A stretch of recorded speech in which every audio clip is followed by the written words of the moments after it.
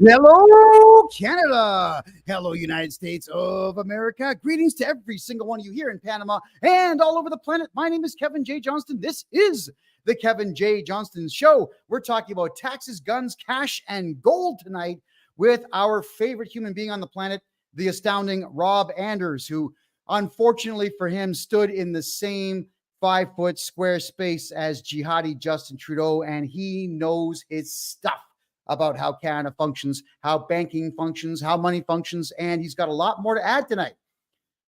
Wow. So welcome, everybody. And just so that everyone does know, we have now had our 16th victory this year against the Canada Revenue Agency in court. Here is the best part about the Canada Revenue Agency.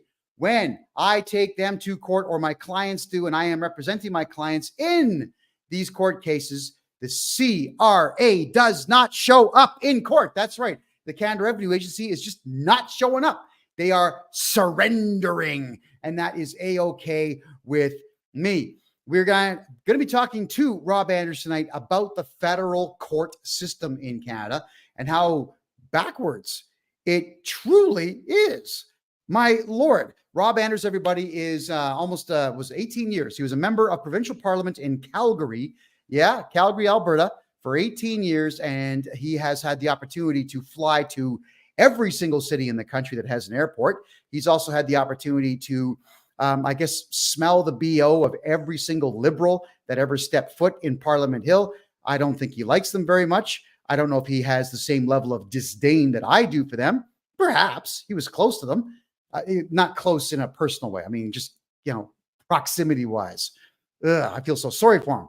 But Rob Anders, he knows Canadian banking. If you remember, we did a 3-part series with Rob where he explained that the banks of Canada are going to lose their federal charter on June 30th of next year. What does that mean? Well, we're going to cover that briefly tonight, but we're going to cover so much more. I had to clarify something for everybody here. This photograph here, yes, this is the one I stuck on all my social media, everybody. And you're all wondering, why is Kevin happy about being in a police car? Yes, that is a police car. That is a police car in Panama. Well, as the story goes, we were simply walking back to our place. It's called Central Avenue here in Panama City. And the police saw 3 gringos. You see this gorgeous white face here? Like, is this just not the hottest thing you've ever seen? Well, they see 3 good-looking guys like this walking down the street, and it's at night. And there's this thing in Panama where a lot of Panamanians believe that areas like El Chorrillo within the city are horribly dangerous. Now, that was true in the 80s after the Americans bombed the crap out of it, looking for Noriega, but it's actually no longer true today. However, the police said there might be a guy with a gun walking around this particular neighborhood. Please let us drive you home. Now, this was all done in Spanish, and we had to, with Google Translate. Took a while, but we thought, all right, you know what? It's been a long day. We're getting a free cab ride in the back of a police car, so why not? And I hung out the side of the cop car, like you see right here, everybody, snapped this photograph, showed it to the officers. They're all laughing. Everyone's laughing. They took us right to our front door. We shook their hands. Gracias, amigo. Buenas noches. And that was that. And then you all know that this building that I live in, it's got not 1, but 2 rooftop pools. So we went swimming, and we saluted the Panamanian police for doing their jobs. That's right. You believe that? Well, how's that for a concept? A police department does their jobs. When was the last time you heard about that in Canada? What was it? I think I might have been 17, maybe. But that's what that photograph is all about. So, of course, I look happy about it. I mean, come on. I'm no longer in communist Canada anymore. I'm in Panama. I am in a city where half the population of the country lives. Every known culture that Panama's ever had is here, and I love it. But that is neither here nor there. That's just the explanation on the video. Our guest, Rob Anders, is here now. Rob, so good to see you. Thanks for coming back. Oh, your microphone's off, pal. Unmute. Thanks for having me back. No. You're doing me the favor here. Just go ahead and reintroduce yourself, and let's dive right into it. Sure. Well, Rob Anders, I did 18 years in the House of Commons, first with the Reform Party, then Canadian Alliance, and then the Conservative Party of Canada. I'm right now out in Saskatchewan. The Saskatchewan election is going to be on October the 28th. So I've been campaigning for the Saskatchewan United Party. And we've been out door knocking in Regina Beach and Lumsden and places like that. Very exciting platform. It's to cut the PST in half. It's to go ahead and remove the 15 cents a liter fuel tax on gasoline. And it's also to give seniors over 65 a 65% break on the property taxes. So I think it's a fantastic tax cutting agenda. He's also talking about a moratorium on mass immigration, yes, it's a pretty exciting platform. Yeah. All right, let's talk about taxes briefly here. I just found out that the city of Calgary is going to be increasing property tax again for January, which they've done every single year since I moved to Calgary back in 2021. And now home insurance is going up 33% in the province of Alberta. Rob, why are taxes going this high? Is there any reason for it? Go ahead. Well, I knew as soon as Naheed Nenshi came in as mayor, it was going to be bad news, because I knew Naheed back when I was in high school and university, and he was an arch liberal, and I knew that he was kind of an elitist. And, in the model parliament that we had, he drove in a Rolls Royce.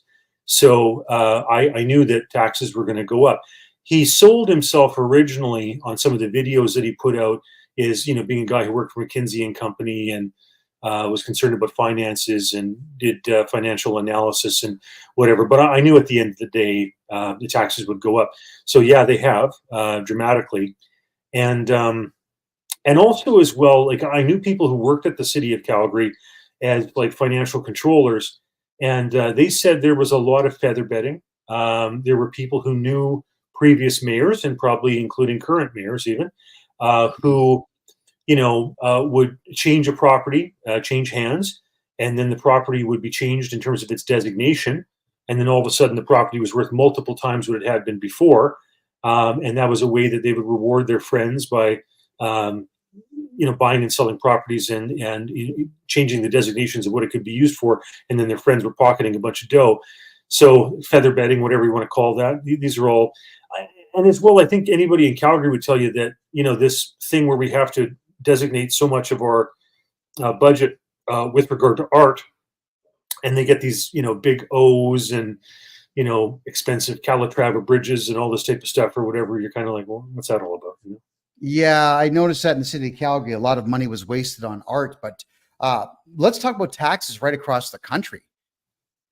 I do remember the previous Prime Minister of Canada was Stephen Harper. He was a very conservative individual. He's fiscally conservative. He left Canada with about a $10 billion surplus, which jihadi Justin Trudeau burned through in about 6 to 10 weeks. And in that time of burning through $10 billion, how the hell do you do that? He also legalized bestiality, and Canadians said, "Hey, $10 billion bucks, that ain't so bad. It's bestiality is legal now. I guess that's okay. Netflix is on. That's the Canadian attitude." But now that we're 1.48 to 1.5 trillion dollars in the hole, is there any way out of this? Well, I remember I was watching an interview with Warren Buffett with regard to the U.S. debt, which is a huge issue, $33 trillion, that type of thing, And Warren said, and I think this was so true, he said, the key thing is to watch is the trends, right? So if you've got a big debt, yeah, that's a problem. But if you have the capacity to pay and you cut spending, and what you bring in is in line with what you're putting out, you'll probably in time be able to take on that. For example, like after the Second World War, the U.S. was far more indebted than it is right now, relatively. But you had prudent, fiscal situations. So, if for example, Pierre Poilievre takes over and he's got, a $2 trillion debt, let's say, as long as you're actually starting to cut the size of government, like Milei, for example, in Argentina, and you're saving the economy by cutting taxes, et cetera, whatever, but still bringing enough that you're paying the bills, whatever, you'll probably come out of it. But that's always the problem in Canada, is that you get conservatives who go in and try to, make it normal and stabilize the situation. And then the liberals come in and spend like drunken sailors. But as Ronald Reagan used to say, when a drunken sailor spends, it's his own money, not public. Yeah, well, therein lies the problem, is that we don't have any of their money being spent. It's all of ours. So look, here's how I see it. You can tell me if I'm right or wrong here, and please feel free to argue with me on the show, is that we've got a population in Canada of about 40 to 41 million. From 1994, immigration from white countries stopped. So I'm just going to view it that a lot of trash came in from trashy countries. So we've got 11 million people that came in that time, many of which are not skilled, many of which are going to be on welfare. Now we've also got an incredible welfare state with all these left-wing nut jobs who are born in Canada, many of them white, joining groups like Antifa, Black Lives Matter, the Communist League, and so on. They're not working either. So how is it if we've got 15 million people out of 41 million people who are not working? Is that viable? What happens to the country in this case? Go ahead, Rob. Well, yeah, I mean, Howard Phillips of the U.S. Taxpayers Party used to say that how you attract immigrants to the country is a big deal. So in other words, if you attract immigrants based on the idea that they have free healthcare, social programs, welfare, etc., that is a problem, because that's kind of the Swedish model or the French model, and that attracts people who are takers, right? Now, on the other hand, if you say, we want people in the country, we're not going to give you much for programs or social services, etc., but you can work hard and you can keep most of the money you make. Well, that was kind of the traditional American approach. And so you attract a far different type of people. One is hardworking, saving, etc., and the others, wanting to, sucking the tea to the state type of thing. So that's an issue. I just want to touch on the immigration thing as well, because there's some history here that I think is very interesting. So up into the 1960s, Canada had quotas with regard to what could be brought in, etc. There was a paper that was done by Jean Marchand. He was one of the three wise men that was brought in, by so-called wise men, by Trudeau, along with Pelletier and Trudeau in the 1960s. And they did a white paper about it. And in that white paper, it said that immigration would not be used to change the demographic or cultural fabric of the country. So what happened was, when Pierre Elliott Trudeau won the election in 1960, he did better in Toronto than he thought he was going to do, because that was traditionally a very conservative place. And he said, what's up with the seats we won there? And they found it was because of new immigrants that came in just previous to 68. Trudeau decided to jettison that previous immigration system and basically wanted as many third world immigrants as possible, because he thought that would add to the Liberal numbers. And so that was thrown out. Now, later on, when Stephen Harper was a chief policy officer of the Reform Party, he put that clause about immigration not being used to radically alter the demographic makeup of the country into the Reform Party original document, the founding document. And then, of course, we had liberals across the country who would quote that and say, oh, you xenophobes, et cetera, blah, blah, blah. And he was actually quoting a liberal white paper. But most people didn't know that. Most reform candidates, et cetera, didn't know that. And so it was one of those things that was bandied about. But that's real history in terms of how that stuff was established and came about, and some history on the Reform Party, the Liberals, and where we've gone since the 60s on immigration. So, with 15 million people out of 41 million not working, Rob, what happens to the country? Money-wise, jobs and money. Yeah, you have to have people that are working, and you have to have a system where people aren't looking to avoid the taxes and shelter their money offshore and all sorts of things to have a way out of this. And you have to stop spending, right? So I guess in an ideal situation, you have kind of an Orban when it comes to immigration to say, hold on, we're not going to let everybody in the world in here because we can't. And we have to be somewhat smart about it. Number two, you want Millet with regard to the spending issues, so that you're actually cutting government spending and ending waste and corruption and that type of thing.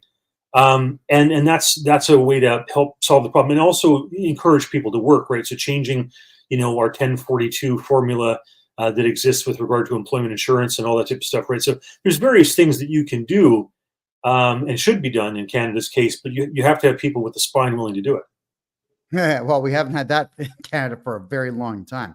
Right. All right, Ed, what's your question? Because I got a big one here. Not a question. So you think the next Prime Minister of Canada is going to be a Tory? Well, right now the poll numbers are very good for Pierre. He's probably sitting at about 43%. I think what I heard Dan McTeague and the former president of the Liberal Party, Stephen Ledrew, recently say was that if you have a scenario where only the NDP runs in the ridings that they hold currently, and only the Liberal MP runs in the ridings that they hold currently, and only the Green Party runs in the ridings that their candidates hold right now, it actually frees up a lot of their resources, and then they can just focus on the seats that aren't held by those parties, type of thing. And that would change the dynamic for the Conservative Party, where even if you have 43%, because effectively the Liberals and the NDP and the Green Party aren't running against each other, that could very well change the dynamic of the upcoming election. And it sounds like people who are in the know in the Liberal Party, like Dan McTeague, a former MP, and Stephen Ledrew, the former president, are indicating that that's some of the discussions going on behind closed doors. So what I've heard and what I've been led to believe is Mark Carney will be the next Prime Minister of Canada as a Liberal. Mm-hmm. And they're going to jettison him in. So we've got Trudeau causing the problem, the crisis, like Canada's in crisis. And what's the solution? It's going to be Mark Carney. And a few of us know that he's a globalist extraordinaire. Right. And he's going to sell these policies to the swing vote. And I predict Communism Canada, or whatever this World Economic Forum is, Agenda 2030, the greening of everything, like green industries, the wasting of money, but it's going to be sold to us like something that we have to do. And he's going to be sold to us as a savior. And Trudeau will probably, who knows, probably try to get a job actually teaching drama. And so it's all set up the way I see it. Tried to get himself a job with the United Nations. He tried to get himself on the Security Council, and they just ignored him. They just kept saying, thank you for the billions of dollars. And no, you're not getting a job on the Security Council. That is something that I think that he was really pushing for. Rob, where does Justin Trudeau hide when he's no longer in power? Any idea? Well, he seems to like Tofino quite a bit, but he can still be arrested, for the stuff that he's done in Tofino. And I just want to add, I think that on his count, if you go ahead and you allow the Chinese to access your most, biohazards lab in the country in Winnipeg, and to take out coronavirus to weaponize, bad, right? He might be able to say, "Oh, I was an idiot. I was naive. I didn't understand." Okay, whatever. I don't buy it. But then after because CSIS and the RCMP have clearly communicated to you that that's exactly what the Chinese have done, then you're going to go ahead and buy jabs off of them, enough to the point where you could jab every man, woman, and child in Canada up to 8 times when you know that China has weaponized coronavirus. That's treason. If that isn't treason, I don't know what is, right? So I think he wants to hang in there as long as he possibly can, because he doesn't want to go to jail. He doesn't want to be held accountable for those things. So, Mark Carney obviously would be a fresh face for the Liberals. They would have a bit of a honeymoon, but I don't think his numbers would be tremendous. They will try to rebrand him. I would hope that most Canadians are savvy enough that they understand that, like you say, he's a WF, globalist. He's every bit as bad as Trudeau is in a number of these files. Probably worse, actually, on something like central bank digital currency, because he understands it better. Right. And he's probably more effective to sell it, type of thing. But we shall see. Time will tell. Eh? Well, it's all a setup as far as I can see. That's why Trudeau and the Liberals, Bill C-63 is coming down the pipe. Ultimate censorship. Right. They've got control of the media, all the media. There's no opposing voices. So it's, as far as I'm concerned, they're going to sell him as a godsend, as a savior. Doesn't that get voted on next month by the Senate, out of curiosity? Bill C-63? Well, I think the way to look at this, okay, so August, nobody's there, right? There's nobody there in Ottawa. And then they return usually after Labor Day. and the Senate usually comes back after the House does. So the House would come back after Labor Day, and the Senate would probably come back like a week after that, because usually there's nothing in the kitty type of thing until the House starts sitting again. So I don't have the parliamentary schedule in front of me, but I think it'd be reasonable to assume that by mid-September the Senate would be sitting again. Wow. Okay. Parliamentary. So for those, okay, Ed, hold on a second, Ed. We got a lot of international viewers tonight. So for those who do not know what we're talking about, in Canada, there is a bill called C-63. This is the one, it's called the Online Harms Act. And they say, well, we're going to protect children. Now, that's, of course, cute coming from the pedophilic Liberal Party of Canada. What it is that if a good-looking guy like, I don't know, me, was to insult the LGBTQs online, an anonymous member of the LGBTQ, or just a friend of theirs, could anonymously call the police and say, Kevin said something I don't like there are two sexes only. Oh, and we think he might say more. So I would be spending the rest of my life in jail. Like literally it says life imprisonment for offending the LGBTQ, or anyone for that matter, online who is in league with the Liberals. Positively ridiculous. And then the Liberal Party of Canada is saying, I don't know where all the foreign investment went. Well, of course they're not going to be in the country for any of that. Other countries out there have freedom of speech. I know. I live in one. Rob, the freedom of speech here in Panama is unbelievable. Yeah, I'm jealous. Like there's sometimes when you say something and I think, oh, I'd like to chime in, but then I think, well, hold on, I still live in Canada. I have to be a little more careful because you're living in a freer jurisdiction. Oh, absolutely. But it's not just the fact that Canada has no jurisdiction here. It's a matter of Panamanians do something that Canadians do not do. And that is, as soon as they hate something with their government, they shut the country down. If you look in Panama City here, there's a large number of areas where they store crowd control barriers, because the police go, protest, they run out, they grab the crowd control barriers, and they form nice shapes so that the protesters don't get hit by cars or buses, and everyone does their piece, and usually they get what they want here in Panama. I wish Canadians did that, but they're allowed to say what they want here. I'm allowed to say what I want here. It's wonderful. So to anybody who's thinking about visiting Canada, please pay attention to this Bill C-63 garbage that, as far as Rob and I understand, will be voted on in September. And the Senate, whenever something passes, Rob, so it goes to the House of Commons for 3 readings, and then the Senate will vote on its constitutionality. But do they really care about constitutionality, or are they just going to do what Trudeau says? Well, so it goes to the Senate for 3 readings as well, which means the first one's just the introduction, the second one's actually a vote, and the third one's actually a vote. And between the second and third, it should go to committee for examination, discovery, clause by clause, etc. So, but you know, the way that Trudeau's working it these days is he says, "Oh, there's all these independent senators; they're not liberals. So if they embarrass us somehow, don't look at me." But that's not true. Of course, they're appointed by him, so of course they're liberal senators. But it's just his way around saying, well, if they do something that I consider to be embarrassing, don't look at me. I'm not responsible. Not my problem. That's what that is. Oh boy!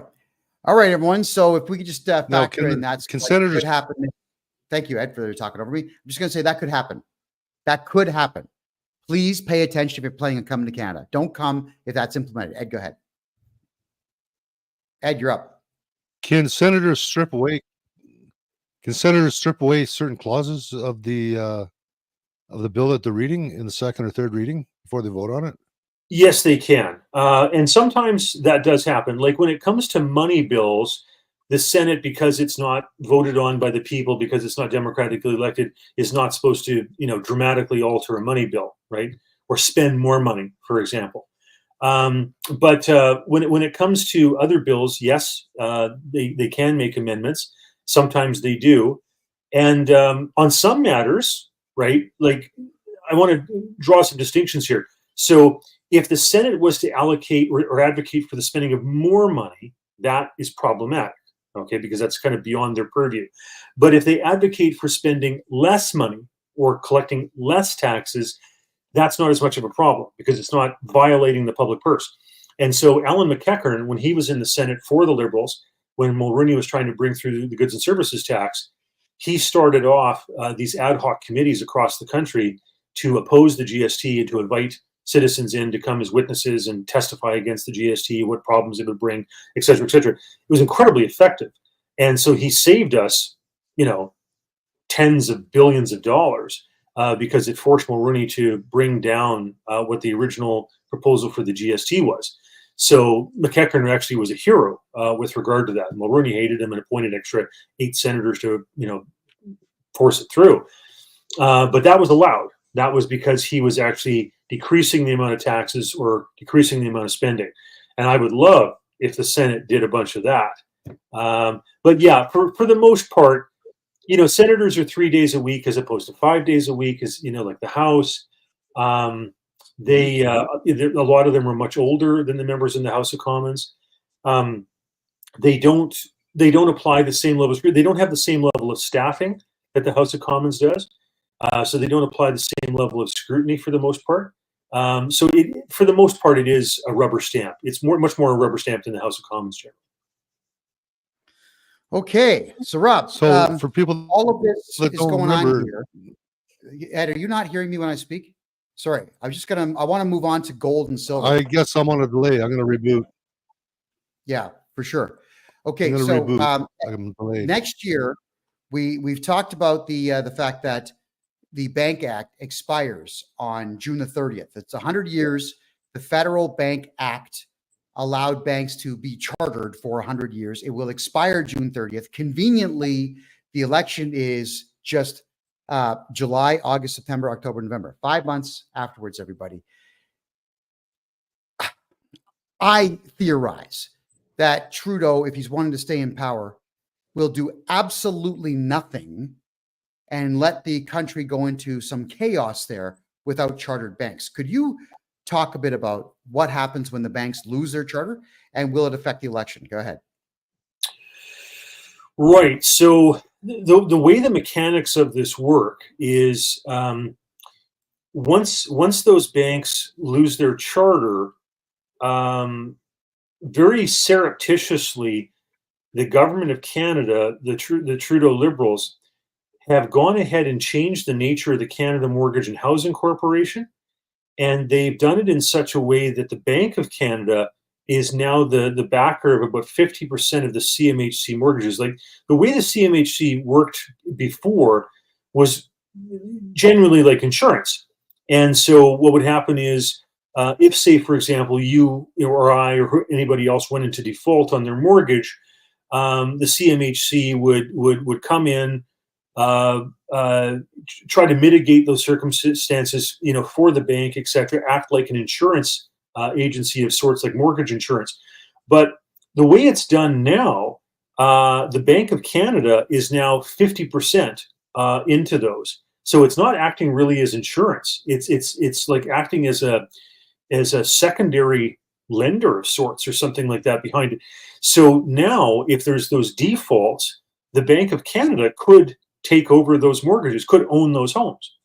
And that all of a sudden means, so it's not insurance anymore. So now what happens is the Bank of Canada, the government of Canada, effectively owns all those homes, you see? So that whole notion of, you will own nothing and you will be happy. Well, don't worry, Kevin, we've taken over your house. It's now owned by the government. You had difficulty for whatever reason because we jacked the mortgage rates through the roof, et cetera. Don't worry, though. We'll take over your house. It'll be ours now. And you can live in it, but you get to live in one bedroom, right? That house that you had that had 3 or 4 bedrooms, well, now you get to live in one, and we're going to rent out the other ones. But don't worry, you'll be happy, right? Mm-hmm. And you won't have a property by the end of it. Like you'll keep on paying, but you won't actually have a property. The government will own it. Yeah, that's the type of thing that leads to violent revolutions. That does lead to it. But so your advice would be to do what? Get your mortgage moved to a private lender or a provincial institution? What would you advise on that? So let me draw some distinctions here. So all those banks that we're talking about that'll be affected by the Bank Act are federal, right? Okay. And so if you move your mortgages or your credit cards or your bank accounts, et cetera, whatever, to provincially regulated financial institutions, the federal government has a lot less jurisdiction, has a lot less power. And I think that's a good thing. Now, for those of you who live in, the People's Republic of British Columbia, I worry for you. But however, the Conservative Party is doing very well in the polls there. So in this election in October, they may form the government, and as a result, you have a reprieve. Thank goodness. But certainly in Alberta, certainly in Saskatchewan, hopefully Ontario, if Doug Ford has the wherewithal to, oppose Trudeau with regard to this banking stuff, whatever, then you have these provincially regulated financial institutions, which Trudeau has less control over. So that's awesome. Do that.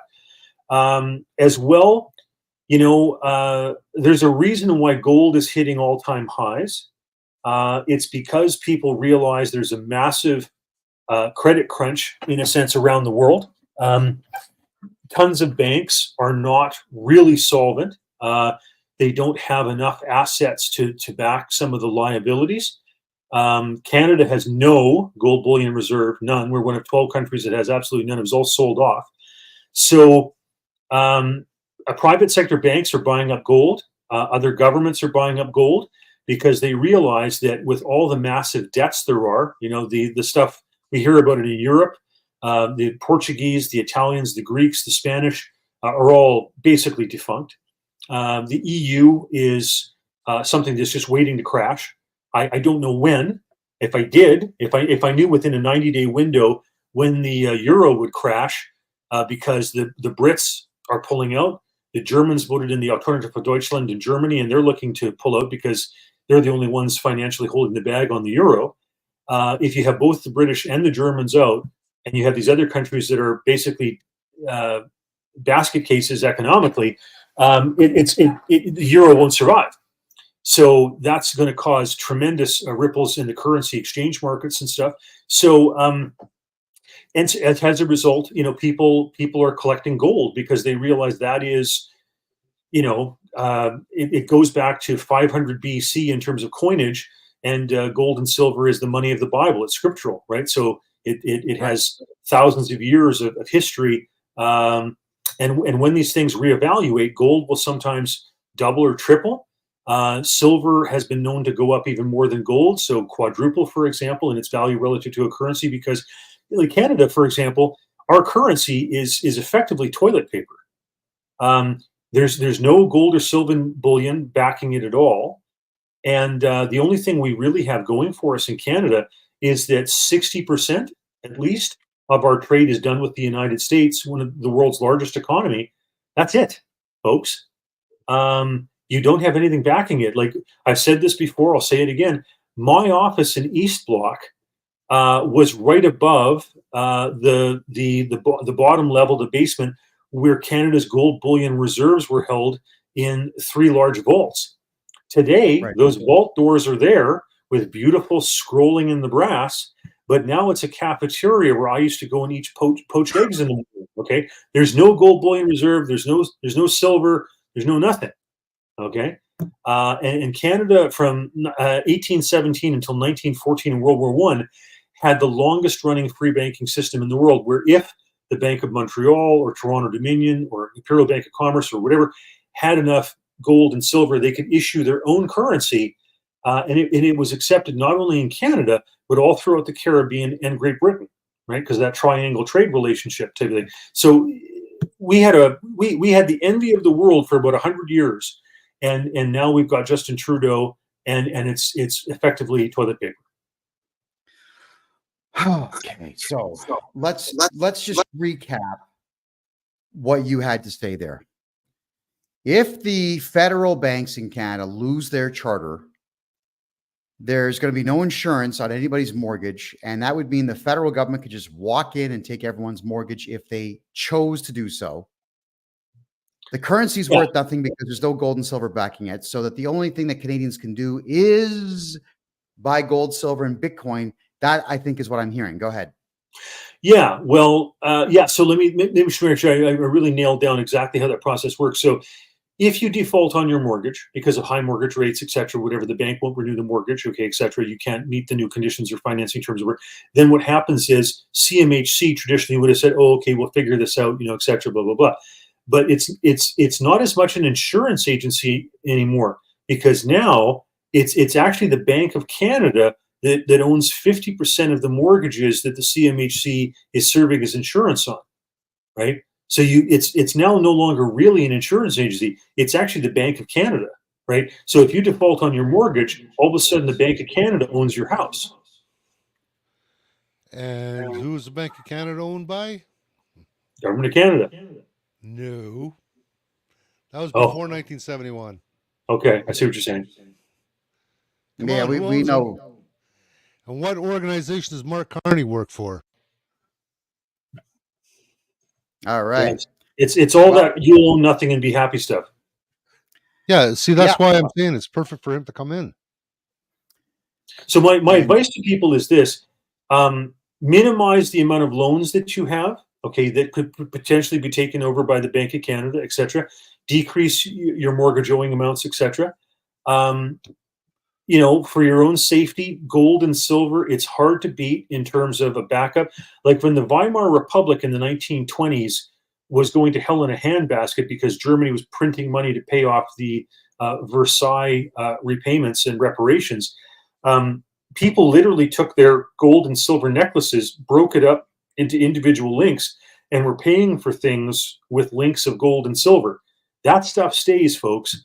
And so, I know that, Warren Buffett says to buy a gold stock or to buy a gold mining company or a silver mining company because it's earning and it's producing something. It's better than just a reserve of value. I get it.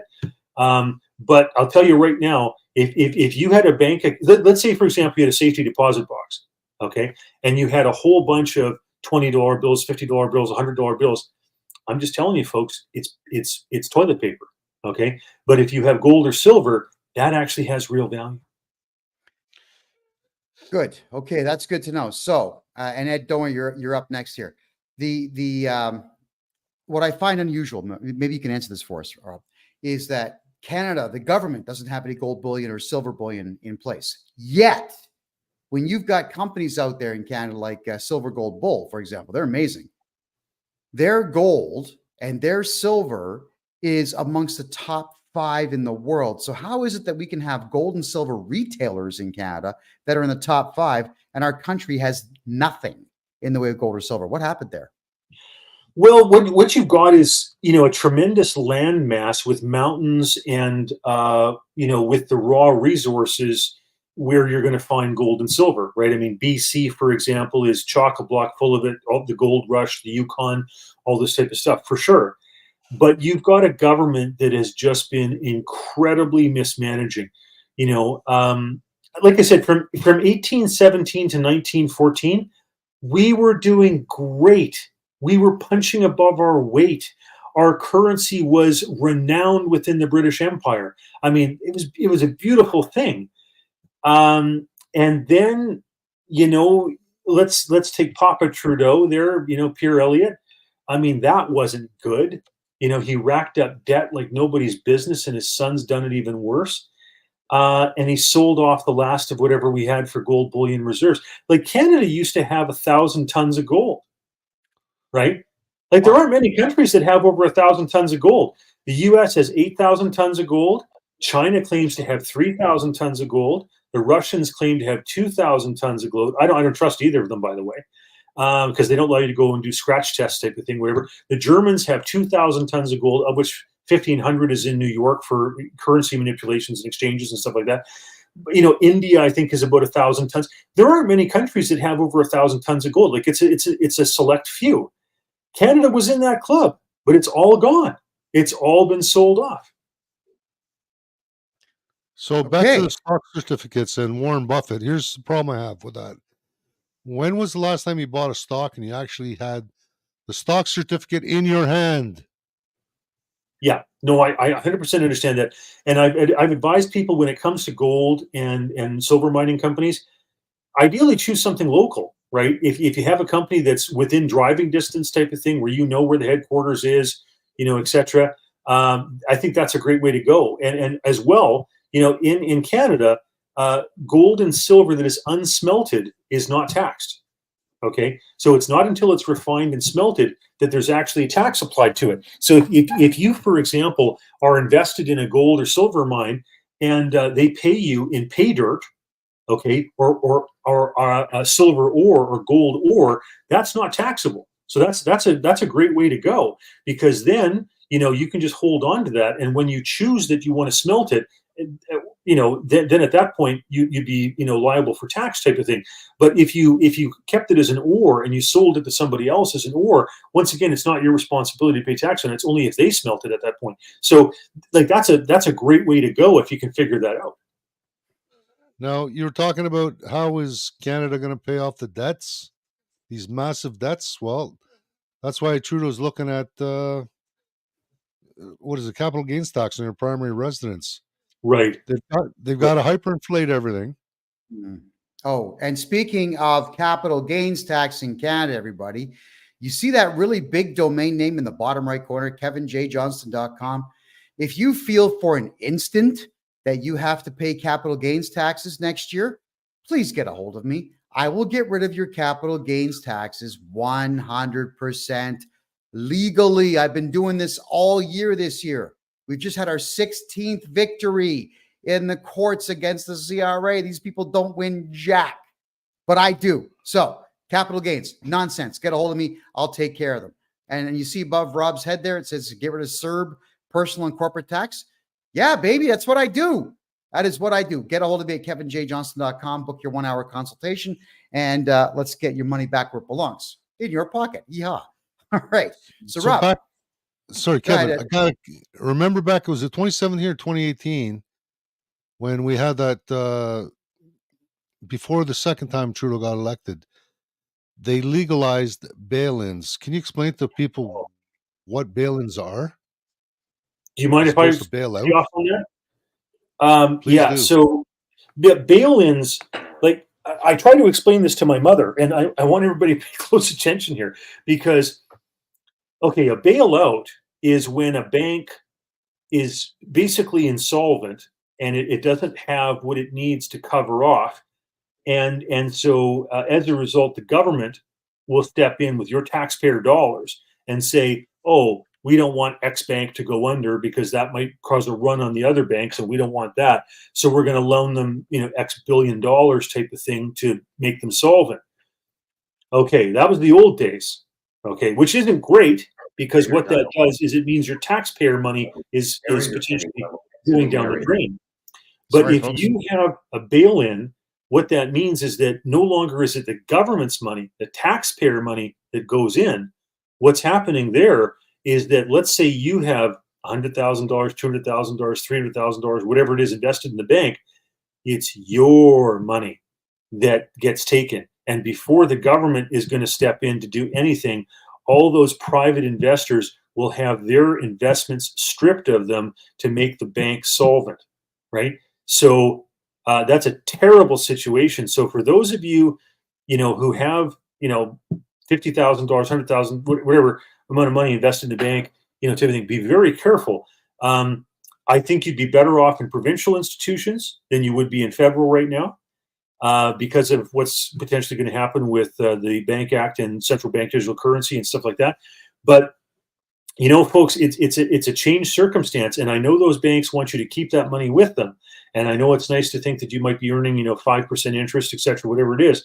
But I will tell you that if the banks have trouble, and there's a lot of banks, I'm going to let you know, in 2007, 2008, when we had the meltdown of the financial services, when AIG, Freddie Mae, Fannie Mac, all that stuff was imploding. Okay, we had Canadian banks that were badly exposed to the subprime mortgage crisis. And the only reason they didn't go under was because Mark Carney, who was the governor of the Bank of Canada, and Stephen Harper understood the situation. And what they did was they had the Bank of Canada buy bad debt, okay, subprime debt off those banks, take it off their balance sheets, so that they were not subject to the same feeding frenzy that went on south of the border in the United States. And then when the market stabilized, they sold those assets back. Okay, that's what they did to not create ripples in the marketplace. But I'll tell you, folks, these Canadian banks are just as much exposed to some of these problems as the U.S. banks are. And there's U.S. banks that are going under. And you just see this in the Silicon Valley so far with some of the stuff that's been happening. But when this stuff hits the fan, because I predict the euro will go down, I predict that the United States may have to repeg to gold, which it took off in 1971. The Saudis have changed their arrangement with the United States, where you had a petrodollar, where basically any Saudi oil had to be bought and sold in US dollars, which meant that many countries and businesses had to have a reserve of US currency, would buoy its value. So it wasn't backed by gold anymore like it was pre-Nixon, in 71. There's going to be a reckoning, folks. And if you have your money in these banks, when they become insolvent, you'll be holding the bag, and the bank may very well go defunct anyhow, and it's going to be your money that gets sucked down the hole. Okay, so Rob, that leads to this question here then is, I've been getting Canadians to move their money here to Panama. Now it's a little bit convoluted. Let me tell you something about the banks. You want to, for those who are international, you want to talk about bad Canada banks are. They're not respected in Mexico, El Salvador, Costa Rica, or Panama. Why? Because they will not do direct transfers to any of these countries. The banks in Canada also will not let you use your Visa or even your debit cards to buy crypto. They're trying their very best to hold the money into Canada. So, Rob, to get money down here to Panama, Canadians have got to convert to US, move it to an American account, and then move it down to Panama from there. But could you imagine if you were to move $1 million here to Panama, that your interest rate will be 12%. That's $120,000 a year in interest.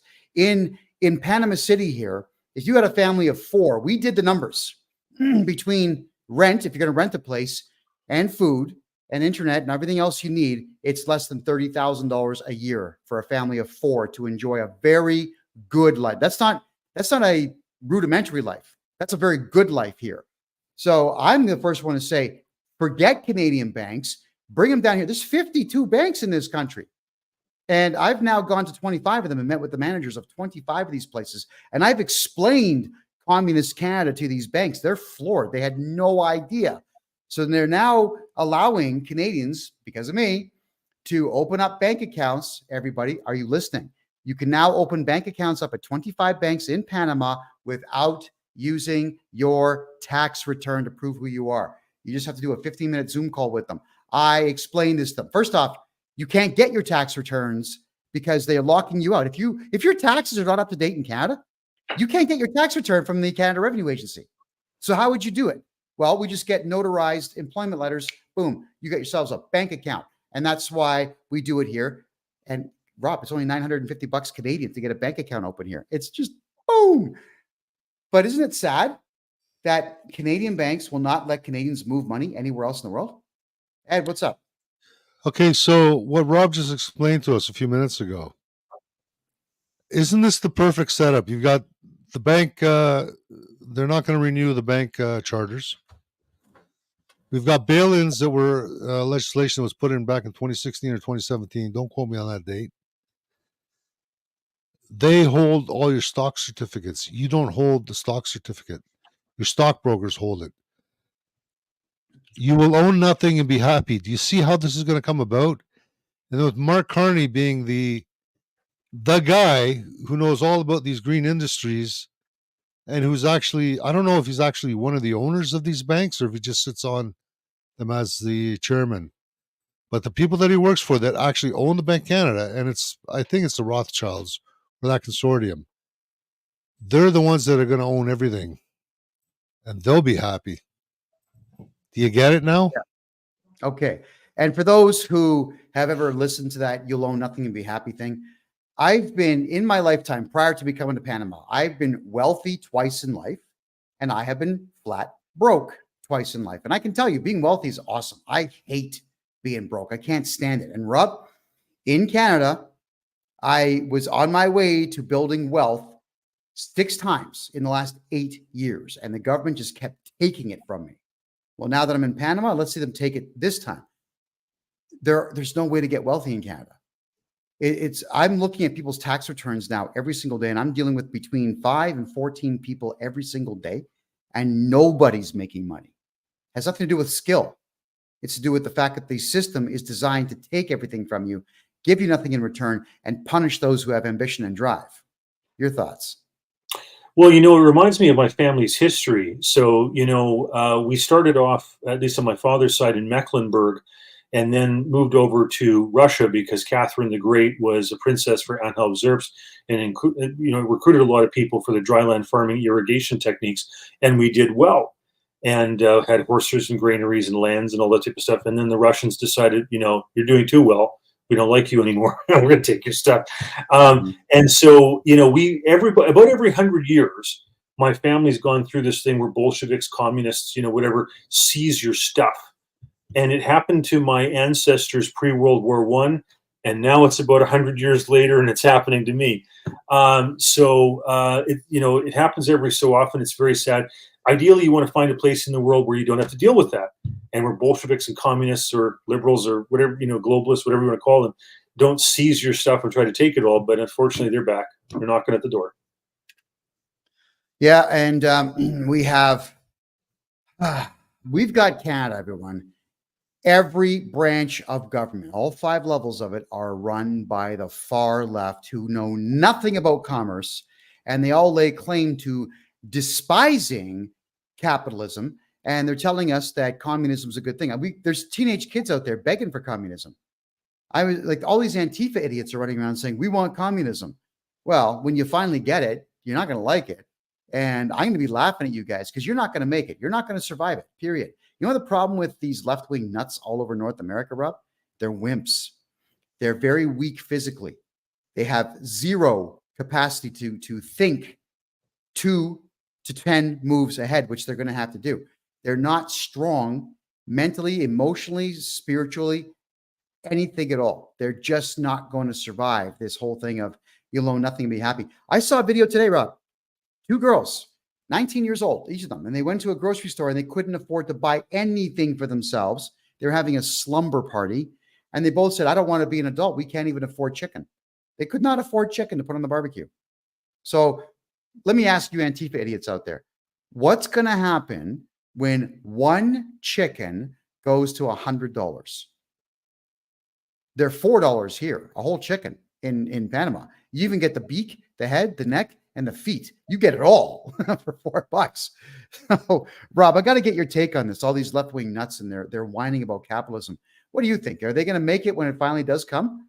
Well, Yuri Bezmenov, who was a KGB agent and defected out of Pakistan, I think it was, in the 1960s, and then lectured out of UCLA type of thing.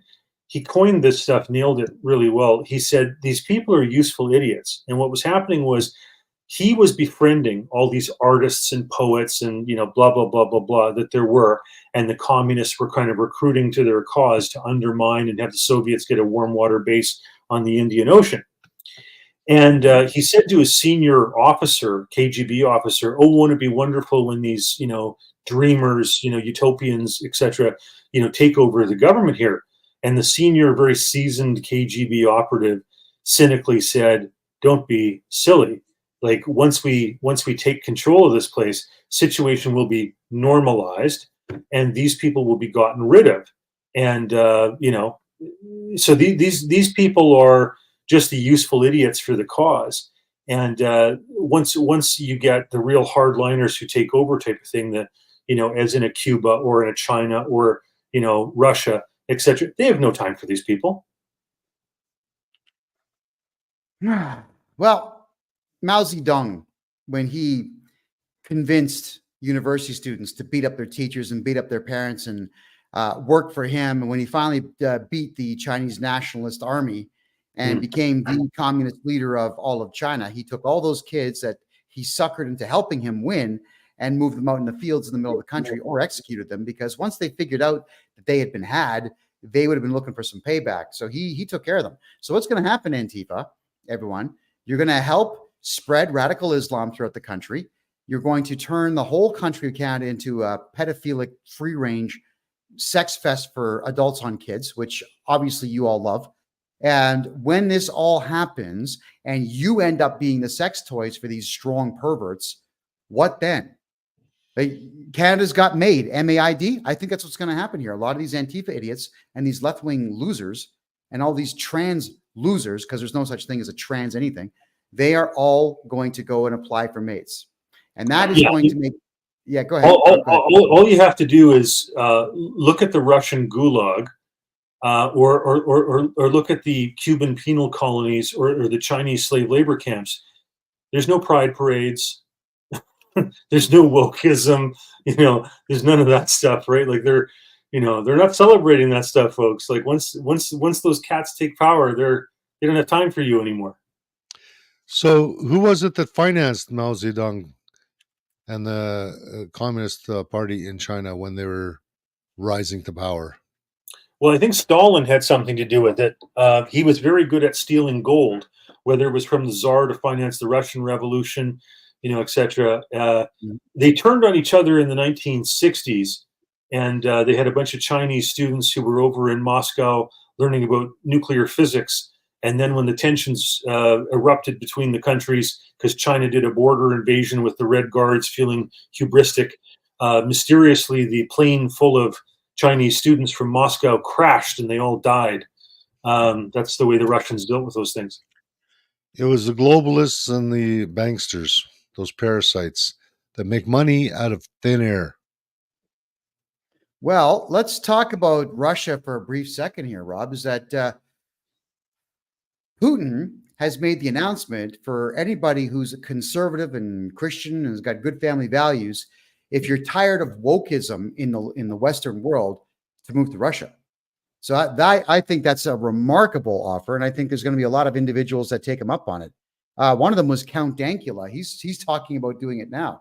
He's the Scottish guy who did prison time because he taught his little pug dog how to do the Nazi salute. Yeah, literally. They showed up at his house and they forced him into prison. So he's thinking about going over to Russia. I wouldn't blame him. How did Scotland get to be so stupid? How did England get to be so pathetic? How did Canada get to be so pathetic?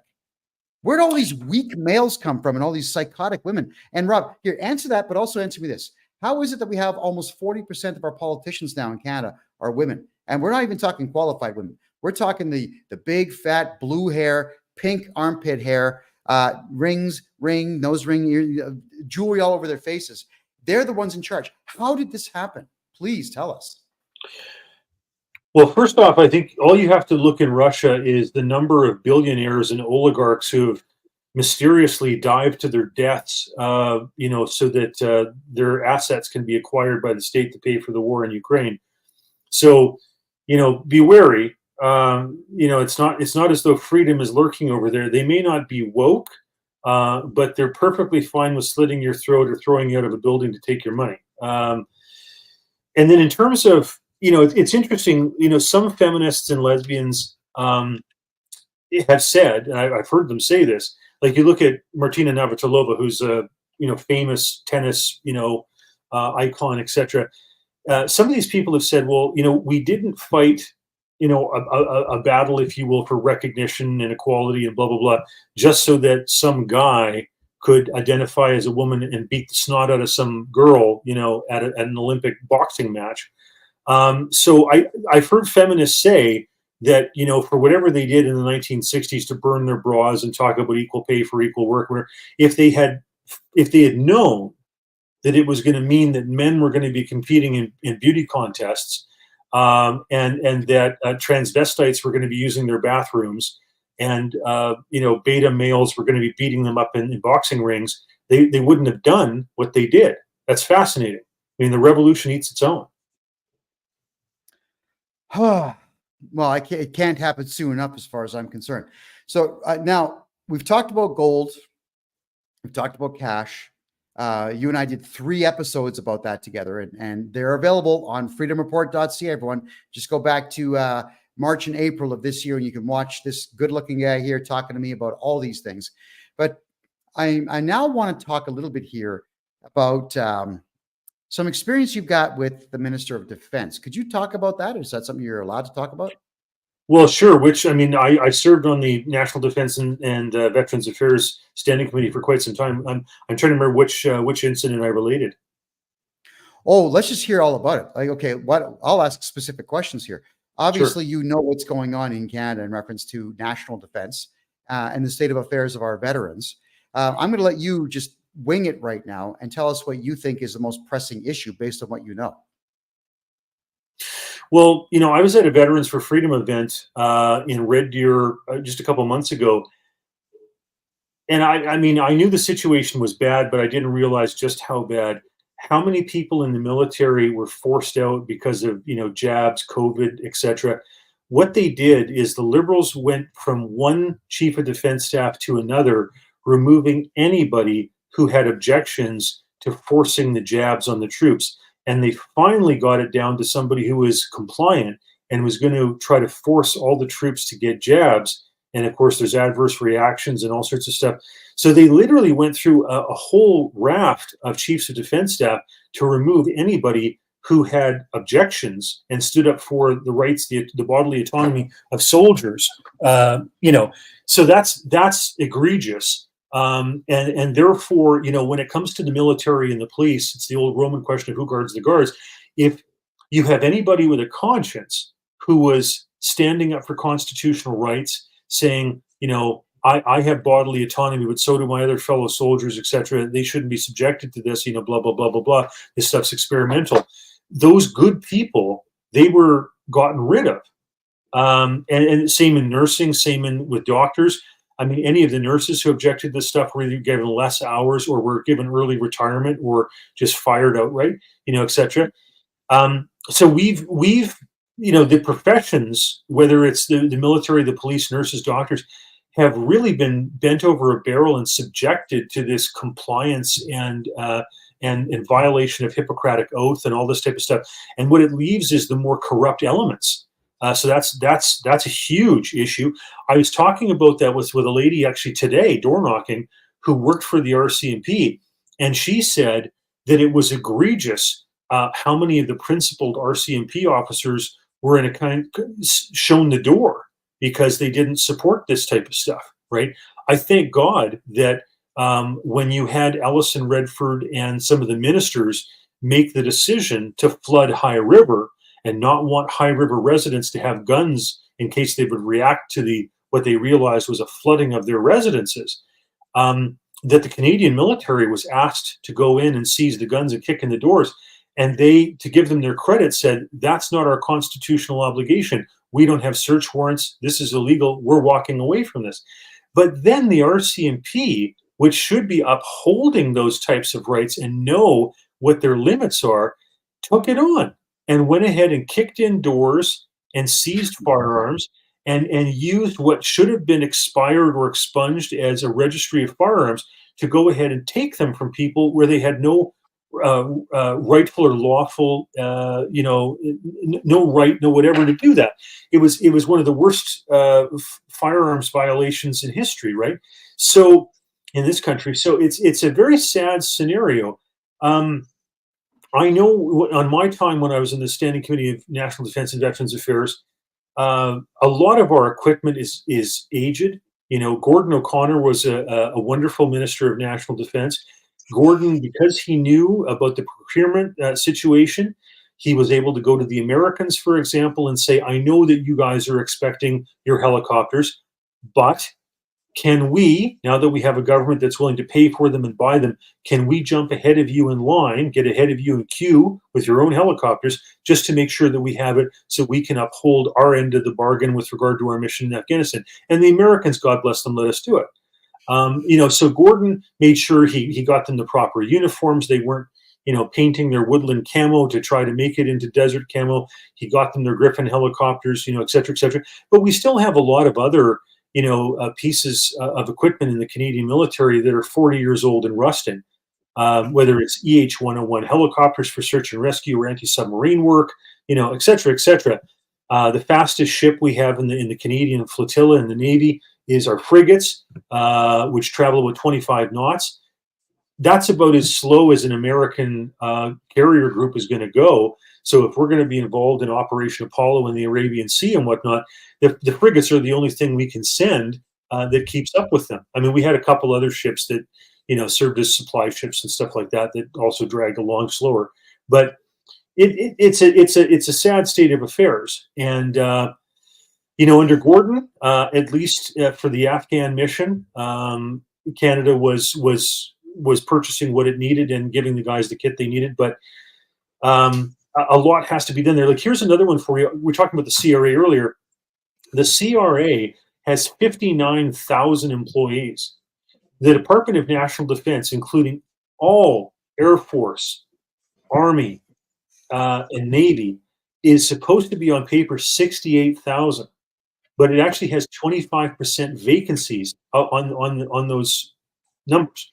So the CRA is larger than the Canadian military, right? Comes as no surprise, and I'm sure a lot of those military guys, and I use that term in quotation marks and loosely, are the type to wear dresses. I wouldn't go to the modern military in Canada for any particular type of protection and feel safe around them, because their left-wing ideology would cause them to shoot me and not the enemies of the state.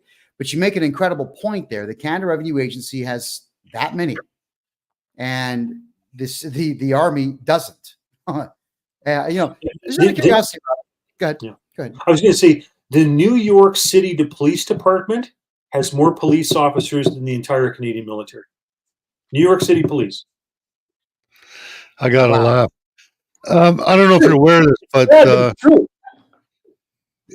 are you aware of the fact that the RCMP swear an oath to obey orders? Yeah, That's it.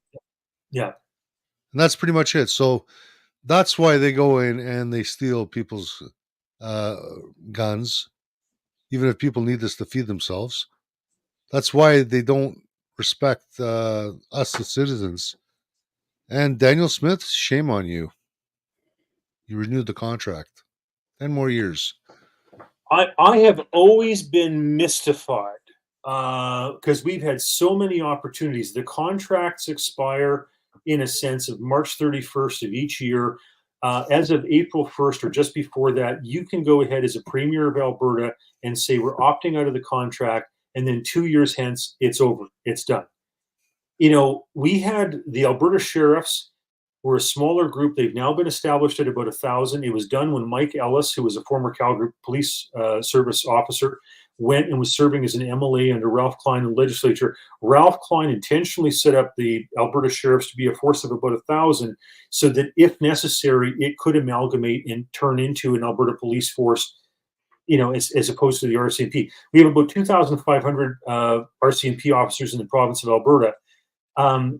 Ralph Klein set this up a long time ago so that this thing could have been transferred over. The idea that we've had Stelmach and Redford and Kenny and now Danielle says, and nobody's done it, is ridiculous, especially when you consider what happened in High River with the gun seizures.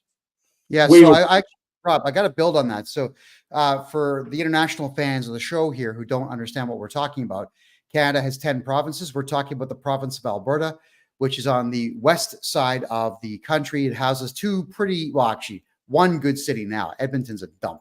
But regardless, the Royal Canadian Mounted Police are the ones that are hired to police the province.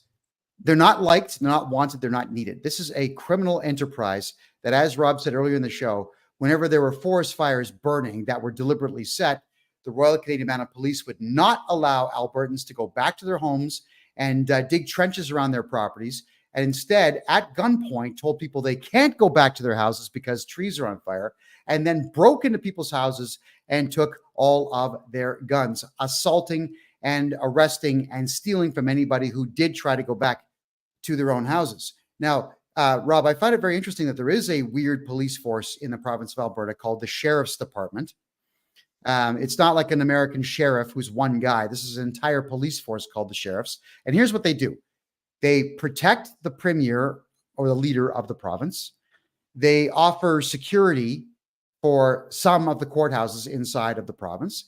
They transport prisoners from jail to courthouses and so on, and give out speeding tickets. What in the hell kind of a police force is this? I don't get it. And if they were supposed to take over for the federal police force, the RCMP, who do nothing but kidnap kids and send them to China anyway, why are Albertans not fuming and literally arresting the RCMP themselves and throwing them out of the province? I don't get it. Rob, please enlighten me. We just haven't had a premier with a real spine. We should have been using notwithstanding clauses decades ago. Ted Morton was talking about that. We just, I remember when I first got elected as a Reform MP back in the 90s, I was the youngest Reform MP elected in the history of that party. And I had Bloc East members of parliament that I served with on various committees, like Paul Crett and some of these other characters. A lot of them were old Mulroney guys. They were old Tories, before they switched over with Lucien Bouchard to the Bloc.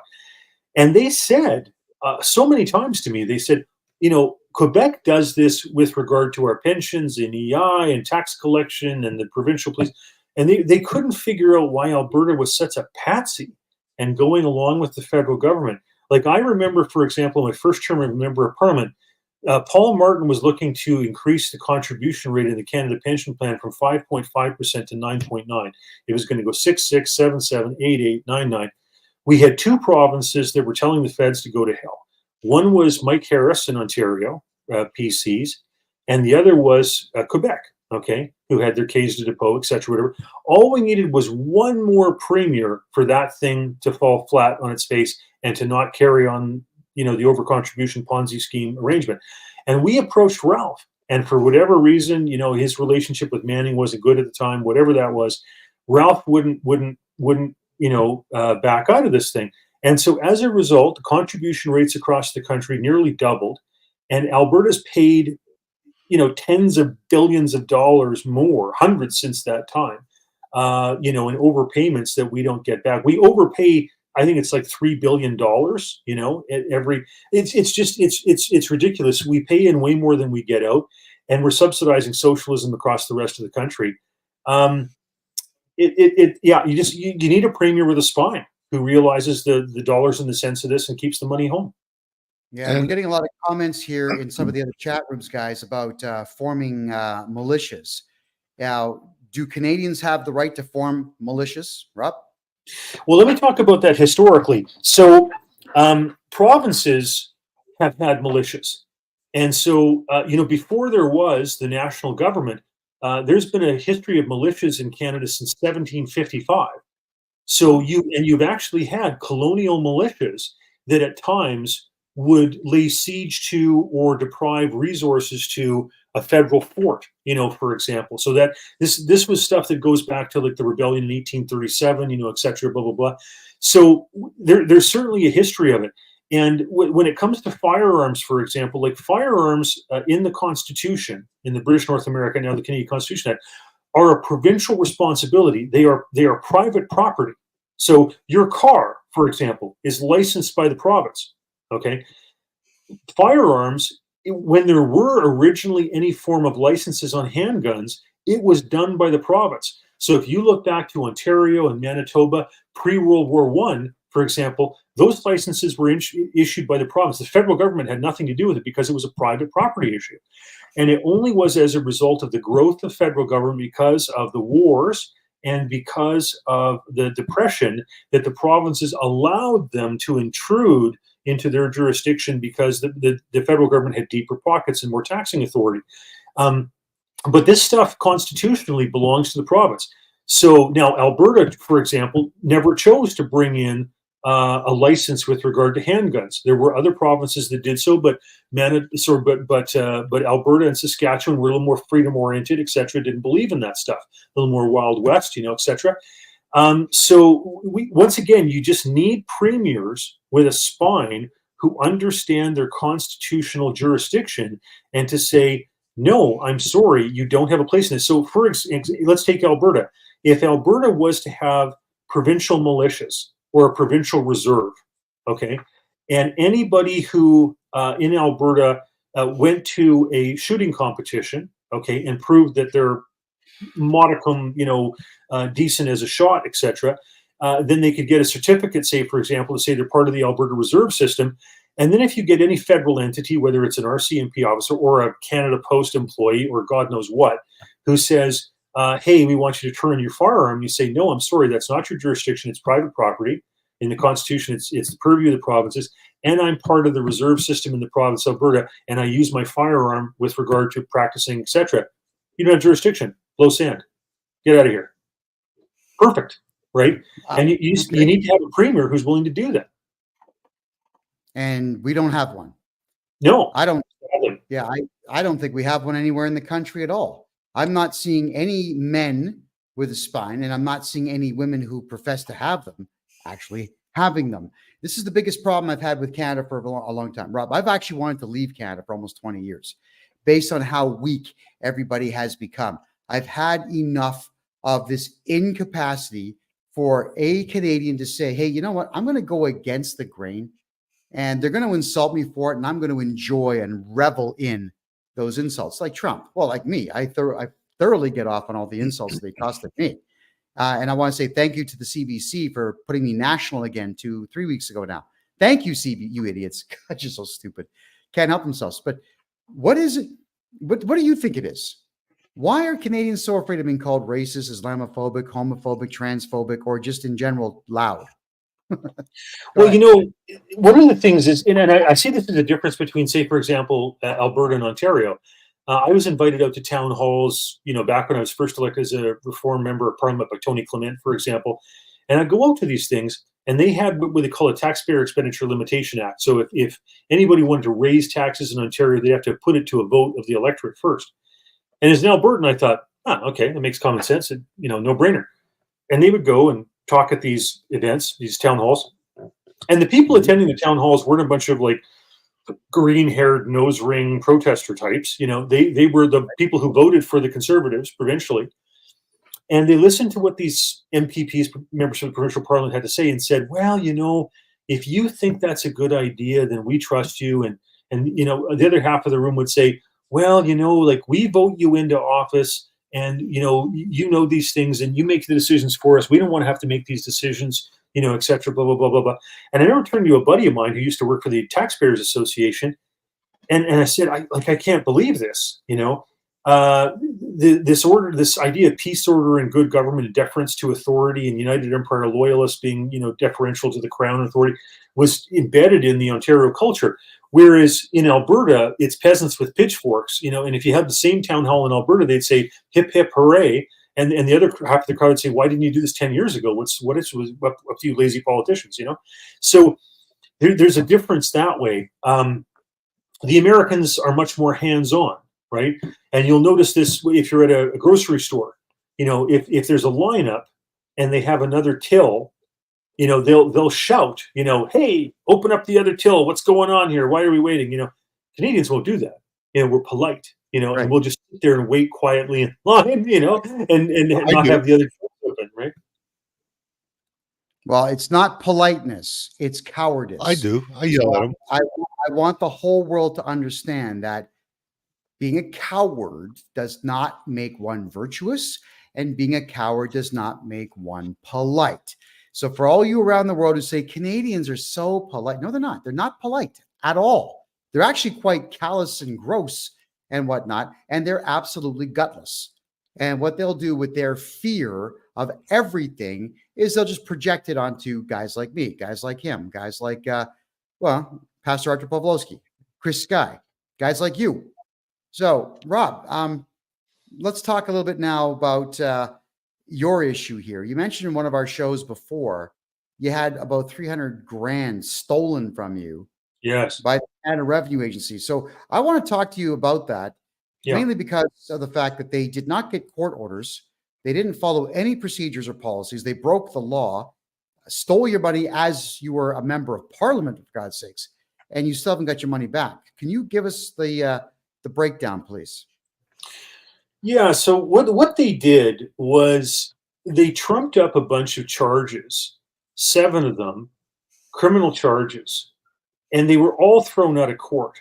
But it cost me tens of thousands of dollars to be able to get them thrown out of the court. We were supposed to go to court on a Monday, and the charges were finally stayed and thrown out on Friday at about 3 p.m. I found out. So my lawyer had to do all the preparation as though we were going into court on the Monday morning, months, if not a year of preparation type of thing. And then it was all thrown out, all stayed, and now, of course, have all evaporated, etc. The other thing was that they put sale and seizure orders on my properties. And so at one point, trying to get out from underneath this type of stuff, I sold a property in British Columbia, and they wouldn't allow me to transfer over the title to the new owner unless they were paid out this egregious amount of money, which was all based on lies. It was all these lies that were thrown out of the court. Okay. So they said that they were owed like, close to $300,000, and they took that. It was a huge chunk of the equity on the sale. And so for the sake of the transaction to go through, you got to do this. My lawyer, great guy, by the way, he tried to negotiate with them to say, well, you're saying this, but it's obviously not even close to that. Why don't we settle with you for this, etc. And they basically threatened him, saying that he was trying to interfere with the process. And so anyhow, we had this ridiculous scenario, and in order to transfer the property and not have these people out of their situation for buying the house, they got about $300,000, and they weren't owed it. Like I said, this was all thrown out. But now they're sitting on the money. They don't want to give it back, and so I have to go through the process of tax court and hire a tax court lawyer to be able to justify and get the money back.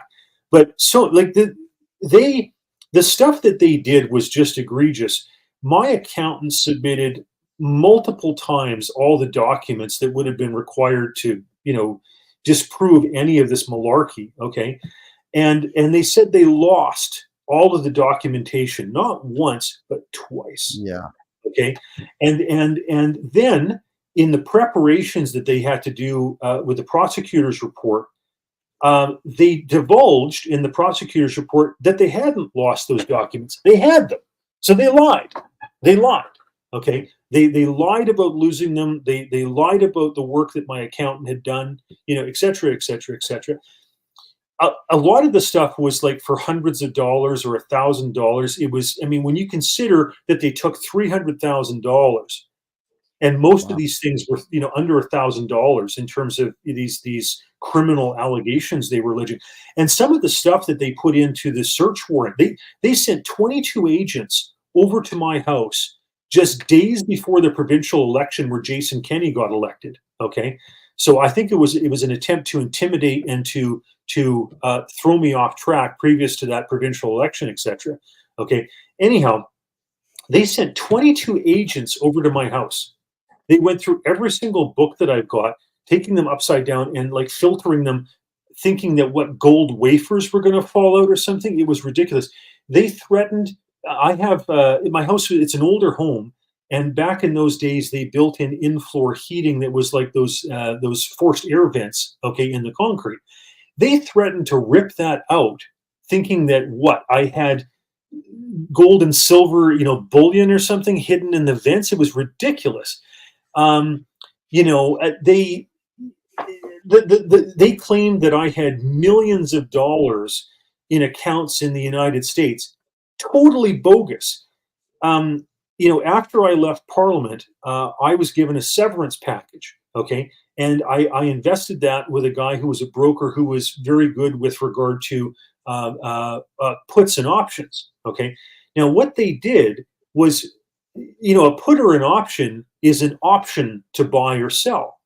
And that's worth a fraction of what an actual stock is worth.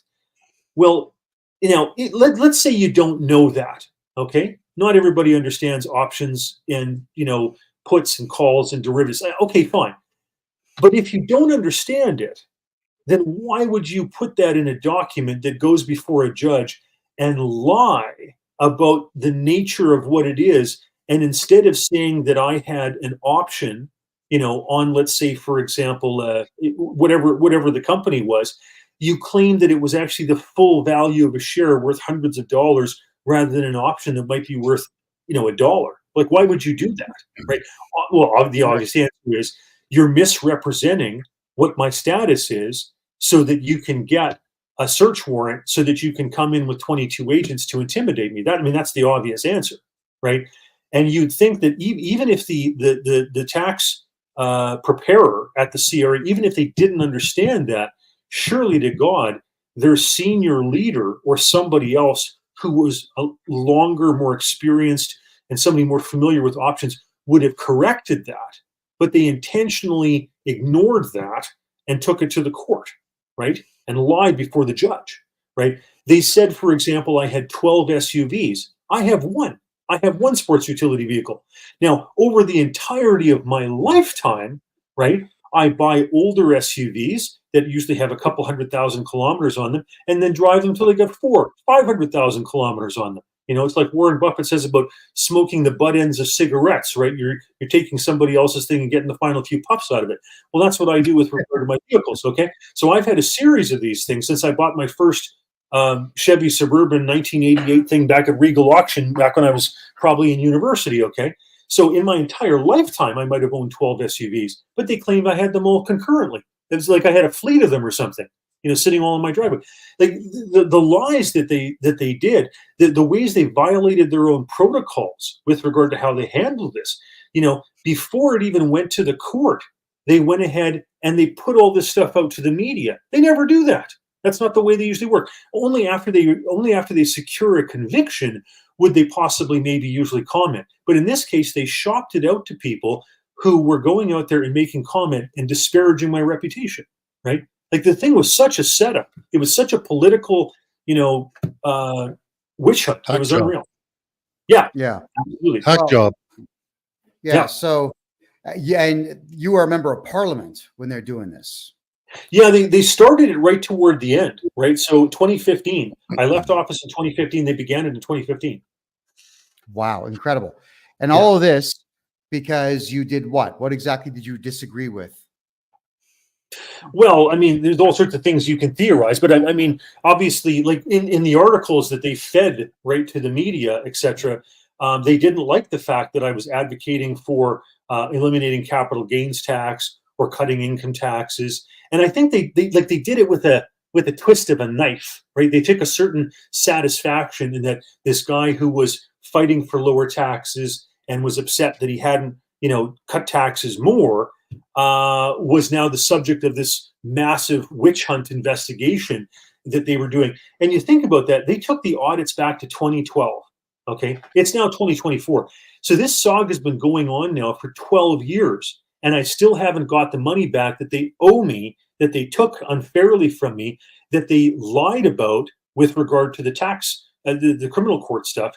Okay, and I'm still having to pay a lawyer to take them to tax court to get my money back. It's I mean, and my case isn't the worst. I know people who've been dealing with these things for 15 years, never mind 12. Okay, so Rob, check us out with tax court. All right, for those who do not know, Canada has this ridiculous thing called tax court. It's the newest of the federal courts in Canada. And Rob, as it turns out, even on their own website, they tell you that they don't have any jurisdiction over provinces or municipalities. So if you've got a tax issue in a province or a municipality, the federal tax court has no authority over that at all. They also have no jurisdiction over money. This is the part that blew my mind. So if we go to tax court and I tell the judge that Canada Revenue Agency's giving me a difficult time and I want $5 million from them, they don't have the authority to issue that monetary penalty against the CRA. And if the CRA wants money from me, the same thing applies. The judges have no authority to give them money. So what the hell does it exist for? You're trying to get your money back in a court that doesn't have the authority to issue money. Holy smoke. So you're somebody who spent a lot of time working for the federal government. How could that possibly have happened? Go ahead. Well, it's all political. I mean, it's all such a hatchet job. So it'd be one thing if it was just Rob Anders, okay? But I talked to a number of my former colleagues about this because some of them were former Calgary police, you know, were experienced with tax stuff, accountants, except, you know, whatever. And so I found that there were a number of members of parliament who were gone after, okay? And a lot of these guys thought they were going to go bankrupt. I can think of one who lost land north of Toronto that his family had owned for over 100 years, and he lost the property due to the same types of things they did with me on the sale and seizure of the property, etc., the threats, etc. Okay, another guy who thought he was going to go bankrupt that had a property in Balzac, type of thing. You know, they're going after him. It wound up costing him $250,000. Okay, the first guy $1 million in terms of the loss. I can think of guys who were sitting members of parliament.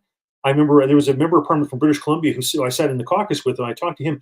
I could hear the quaver in his voice talking about it with me because he was worried they were going to slit his throat and try to disparage his reputation so he couldn't get reelected. And it's disgusting stuff, you know. By the way, it's not just conservatives, okay? Stephen LeDrew, former president of the Liberal Party, who, God bless him, goes out talking about just how terrible Trudeau is, along with some other blue liberals like Dan McTeague, etc. They bankrupted him. The CRA bankrupted him. You can read about this in Wikipedia because he dared to hold the Liberal Party to its own constitution. So the CRA has been weaponized. It has been turned into a political witch hunt mechanism, not unlike what happened under Barack Obama with the IRS in the United States. And it is subject to foreign influence. I have a friend of mine who he developed amazing technology to be able to prevent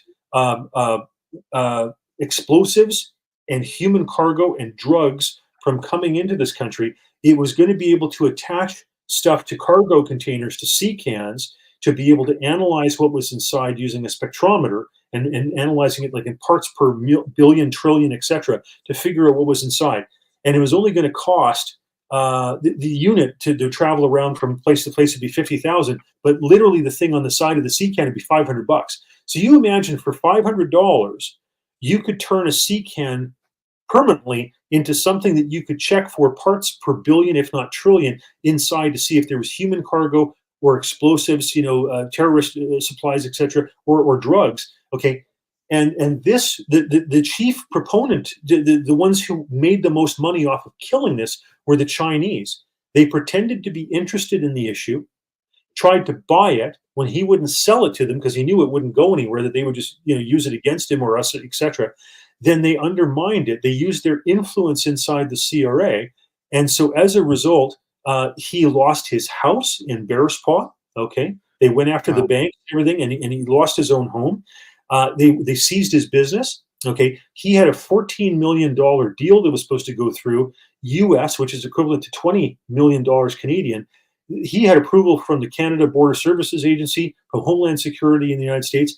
His stuff would have done a better job than any of that garbage that the government spent huge amounts of money on with the ArriveCan app. Okay, and done a better job and not violated personal freedoms, etc. Like the corruption and the waste inside this thing and how it's been turned into a political witch hunt tool. They have a report line, for example, with the CRA where people can snitch. Okay, they can phone in and say, I think so-and-so is doing whatever.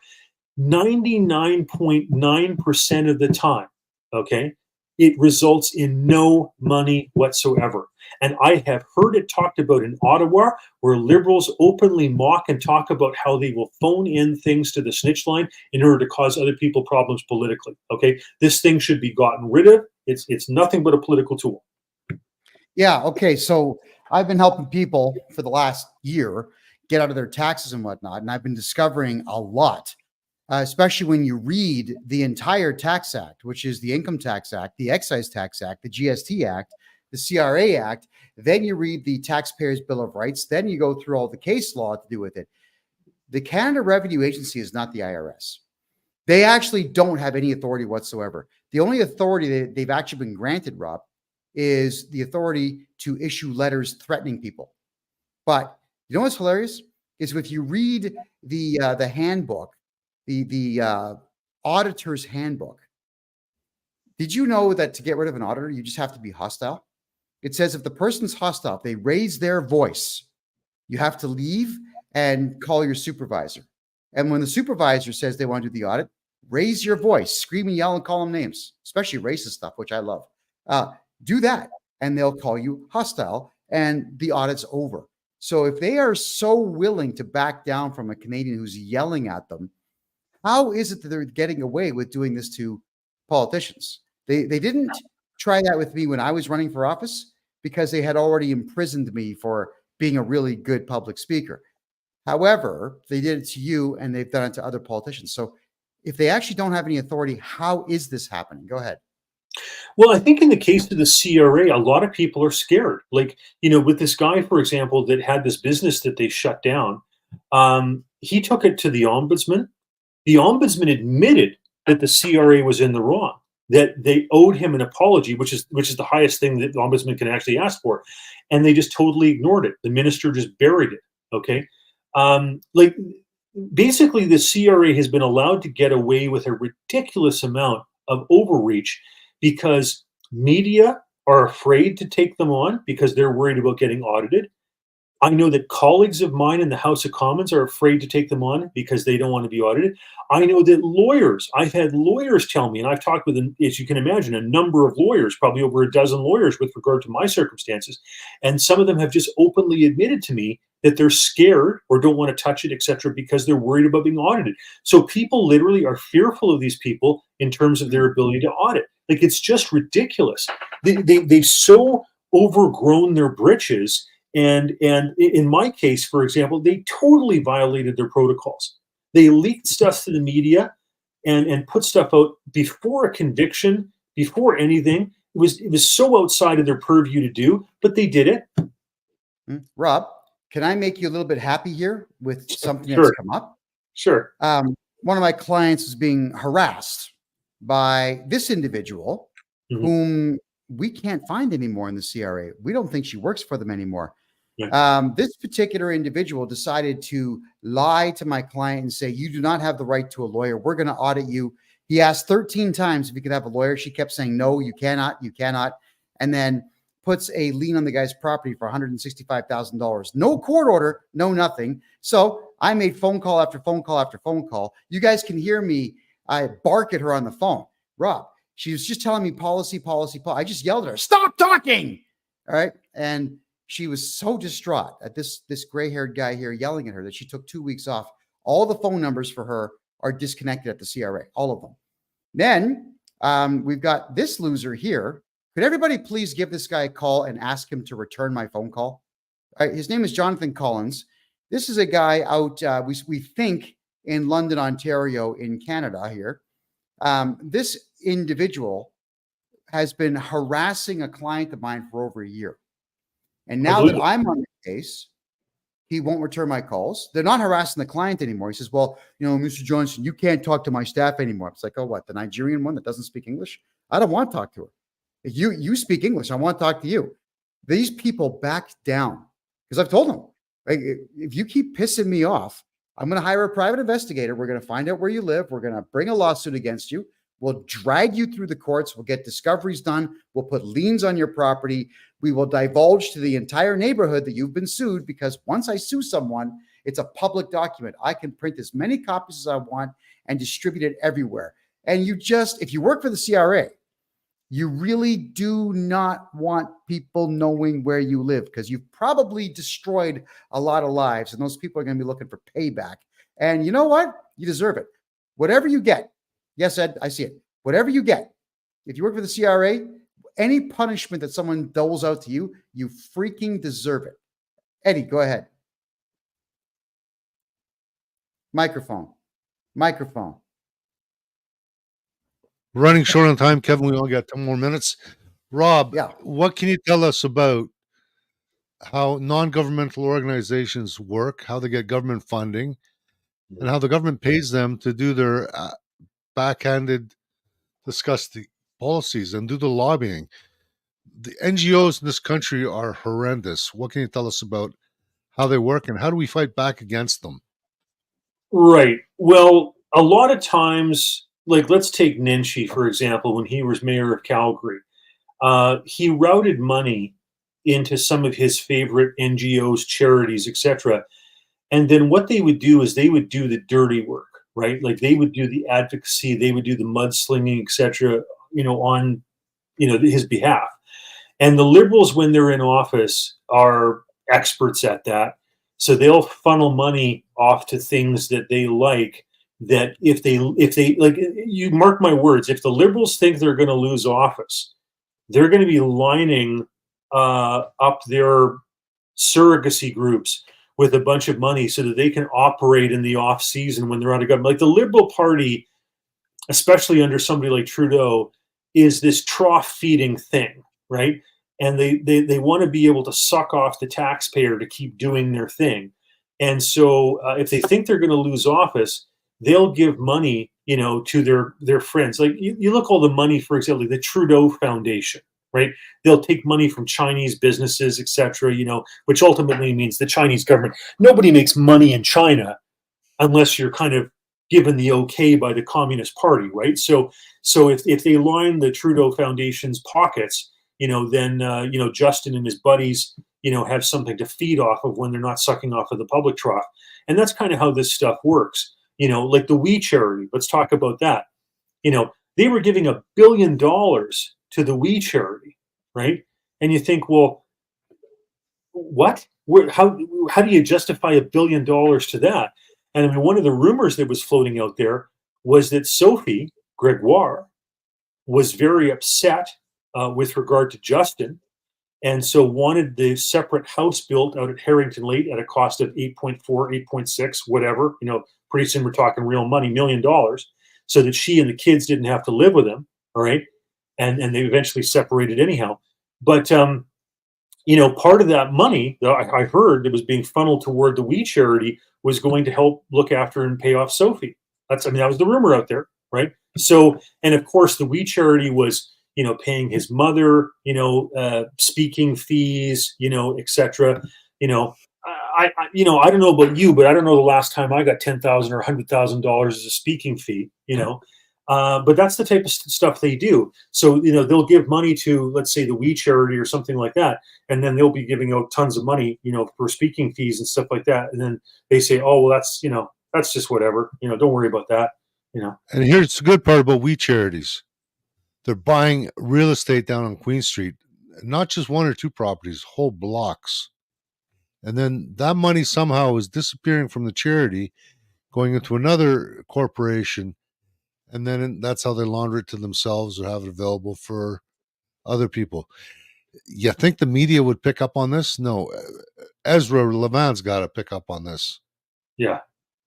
No, like when they're talking billions and trillions of dollars, mark my words, folks, a lot of it's going to them and their friends, right? Like that's how this works. It's not hard to figure out. Like Millet, to give him his credit, as you start to cut the waste and the corruption, you start to find, oh, that's why that was so expensive. That's why they overcharged for that, because they were funneling money back to this and that. Like that's how this works. And those are your tax dollars that you work for, people. Yeah, definitely. What do we do about it? Well, I've always said this. You want government to be shrunk as small as possible, because often government is so big that the left hand doesn't know what the right hand's doing. Just make it small. I remember, here's just one example. There's so many examples, but we had the Department of Fisheries and Oceans in the province of Alberta, okay, that was going around looking for streams on ranch properties where the rancher was cutting a hole in the ice with an axe so that the cattle could go and drink during the winter. Okay, had been done for 100 years. But because if the cattle defecate on the ice, and if the ice melts in the spring, and if the spring runoff is high enough that you could put a kayak on it and sail for about 10 feet, then it's technically a navigable body of water. Okay, then they were saying that these ranchers who had done this to have their cattle graze or whatever, for 100 years couldn't do it and would be facing fines. Right. So when we got this at the Alberta caucus, we said, this is ridiculous. So we said, let's fire 50% of the people who work in the Department of Fisheries and Oceans in Alberta, because they obviously have too much time on their hands and they're doing overreach and they're doing stuff that makes absolutely no sense. But that's the type of stuff that goes on. There's empire building in government, and they go ahead and persecute people just for the sake of having a job. It's terrible. So here in Ontario, if you have a cattle ranch, you got to put in a well. Your animals are not allowed to drink from a river or a pond. It's got to be well fed. Otherwise, they're not. They won't even. But here's the thing, though, ladies and gentlemen. Why are you not just banning everybody from your property? Defend your property. When these people come on your property without court orders, you have the right to remove them. This is what I don't get about Canadians. This is the part that blows my mind. Americans did things differently than Canadians have always done. But after a while, when these government agencies keep coming back to your land telling you what to do, have you not ever figured out that maybe just giving the butt end of your rifle might work better? I mean, even if, like, Rob, you guys, everyone remembers, what was her name there? Pamela Brewer. She was a bylaw officer for the city of Mississauga. Came to my house telling me I had to clean my driveway. She didn't understand why a 40-foot long garbage bin with a tarpaulin attached to it and the second floor window of my house, why would that be on my driveway? So I asked her, renovations, garbage you slide. I didn't even give her a full explanation. I told her to leave. So she kept coming back saying I had to clean the driveway. This thing had to leave my driveway. I said, well, no, it doesn't. 30 days. That's what I get.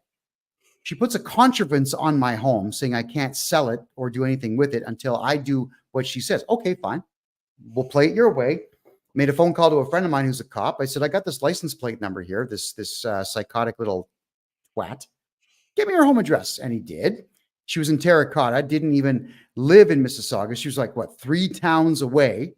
Went to her house at midnight. It just rang the doorbell until she came to the door. I was yelling, Pamela, I got some court papers for you. Come get them. She called the cops. OPP shows up. 1 squad car, 2 squad car, 3. And they're asking me, why are you here at night? But because I'm acting as an agent of the court. Just tell her to take these papers because I want to go home. So she took the papers. Eventually, it took her almost 5 hours to do it. And there was a memo that went around City Hall in Mississauga saying, don't go to Kevin J. Johnston's house because he will come to your house. And that's all it took to get by law to stay the hell away from me and my family. So what is wrong with Canadians? Why won't you fight back? You put up with this nonsense. That's why you're all broke, is because someone from the government says, I'm not for the government. And you think they have authority and you just give your money and your rights away to them. I don't get it. Rob, any clue why that is? Please tell us. I think part of the problem in Canada is we are really deferential.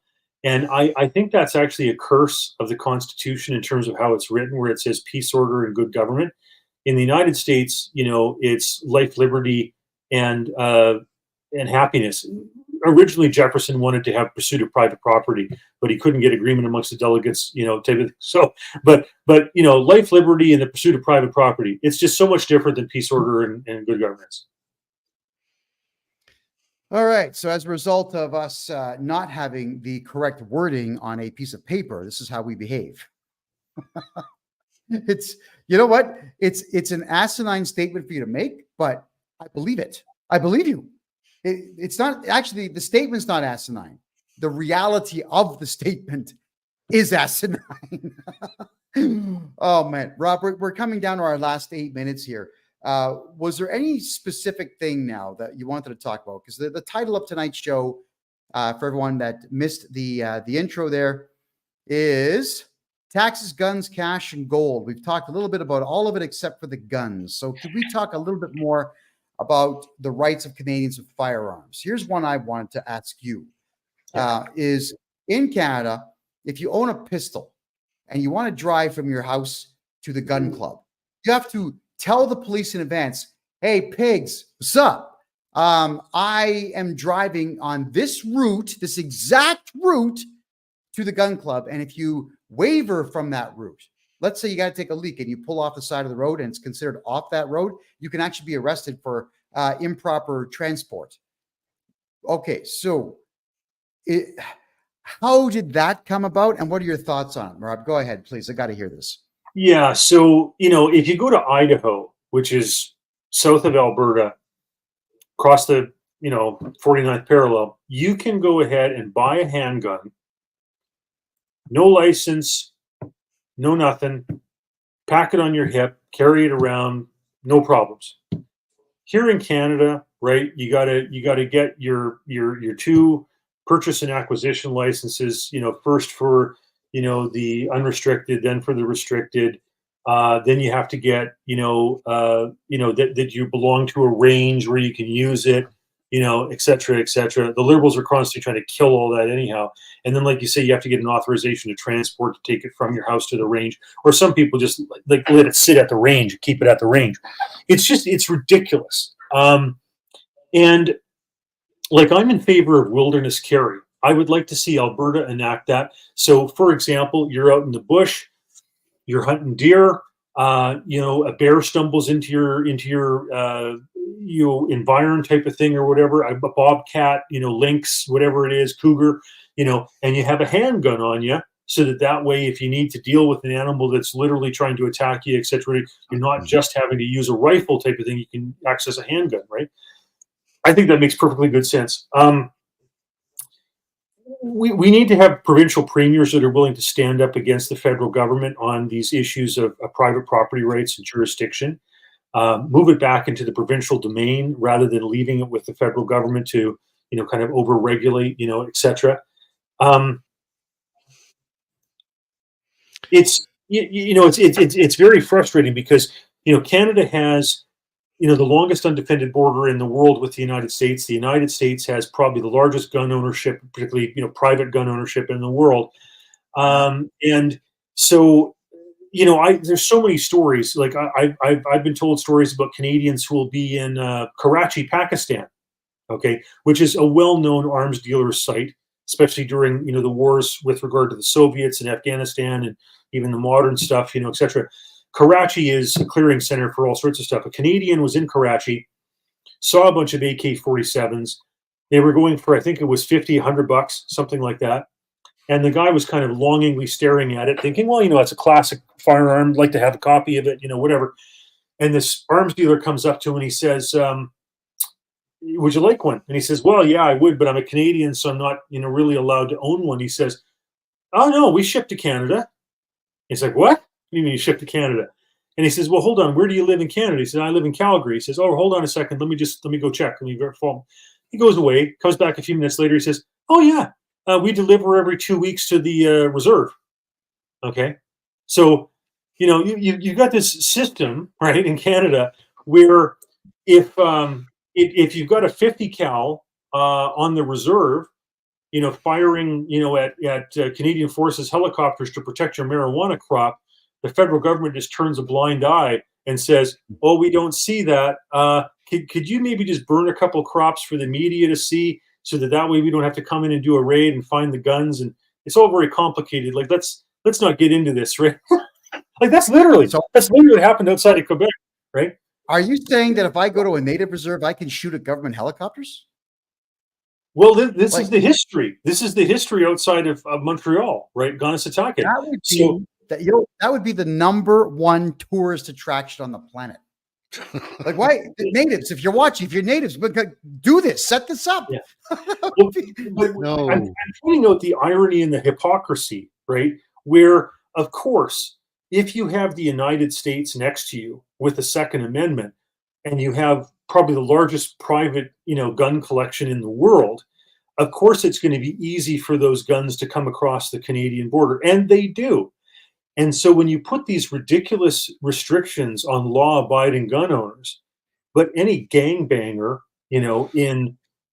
whether it's Montreal or it's Toronto, or it's Winnipeg or Vancouver or Calgary, whatever, they have access to this stuff, right? All you do when you put in these types of regulations is you make it so that the honest law-abiding citizen has a difficult time retaining, keeping, acquiring firearms, but the criminals have them. It's a ridiculous scenario, and I just want to see premiers that have the spine to enact reserves, in terms of a military reserve, and take back jurisdiction with regard to private property rights under the Constitution, etc., and also have a provincial police force. So if the feds say, like, I hear them campaigning in Saskatchewan, the federal government, Trudeau, threatened Scott Moe, saying, we might come and arrest you. High time for Saskatchewan to have a provincial police force, so that if they want to come and arrest him, they've got to send in somebody else, and you have a Saskatchewan provincial police that meets them at the airport and says, I'm sorry, you don't have jurisdiction. That plane's going to turn around. Yeah, that's the right way to do it. Yeah. Gentlemen, we are out of time. Rob, any concluding statements for the night? Buy gold and silver. Set up yourself at a provincial regulated financial institution. Get out of the federal ones. If you have investments in the federal banks, don't be liable to bail-ins. Put them in provincial institutions or something else more secure. Wonderful. Rob Anders, everybody. Thank you for being here. And how do people reach you online? Oh, I just my email, really, robforblue@gmail.com is probably the best thing. I'm not as techno as some of these other guys. I'm sorry. Understood. Hey, listen, so good to see you. Thanks for being here again, Rob. I do Oh, appreciate it. yes, bless you. Thank you for having me on. It's See an you honor. soon. All right. Eddie, you're up. What's your last remark for the night? Who's coming on this Thursday? I think we got Lisa Robinson coming back.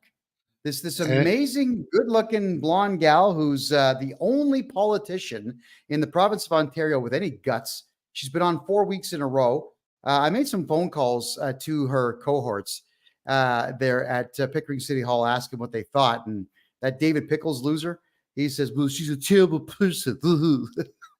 Really? Losers. So it's good. We're having a real winner come on the show. It's about time we have winners in politics. I mean, there's only one, it seems, but let's see what happens. And next week, we've got a special guest coming on. Who's that? Michael Alexander formerly worked with the JCCF. Huge case. And he's going to explain it all to us. It's administrative law, from what I understand.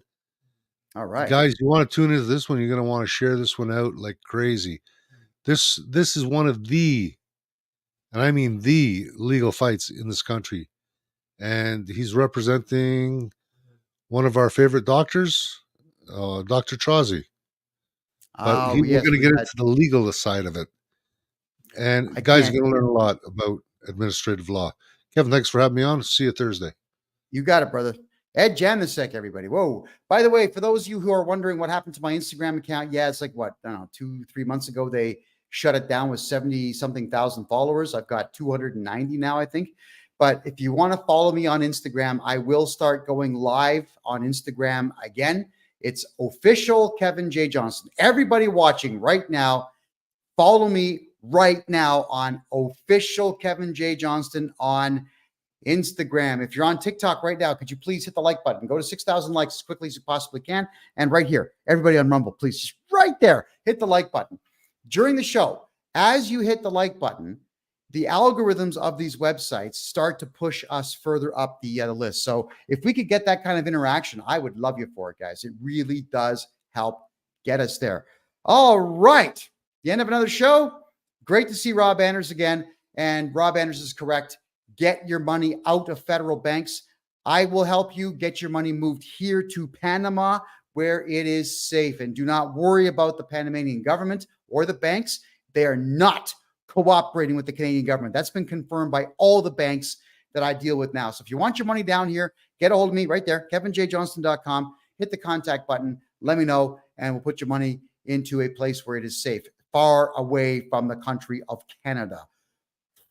Okay. My name is Kevin J. Johnston. This is the Kevin J. Johnston Show that runs absolutely every single Tuesday and Thursday at 9 p.m. Eastern Time. We've always had a blast here. I love seeing you guys.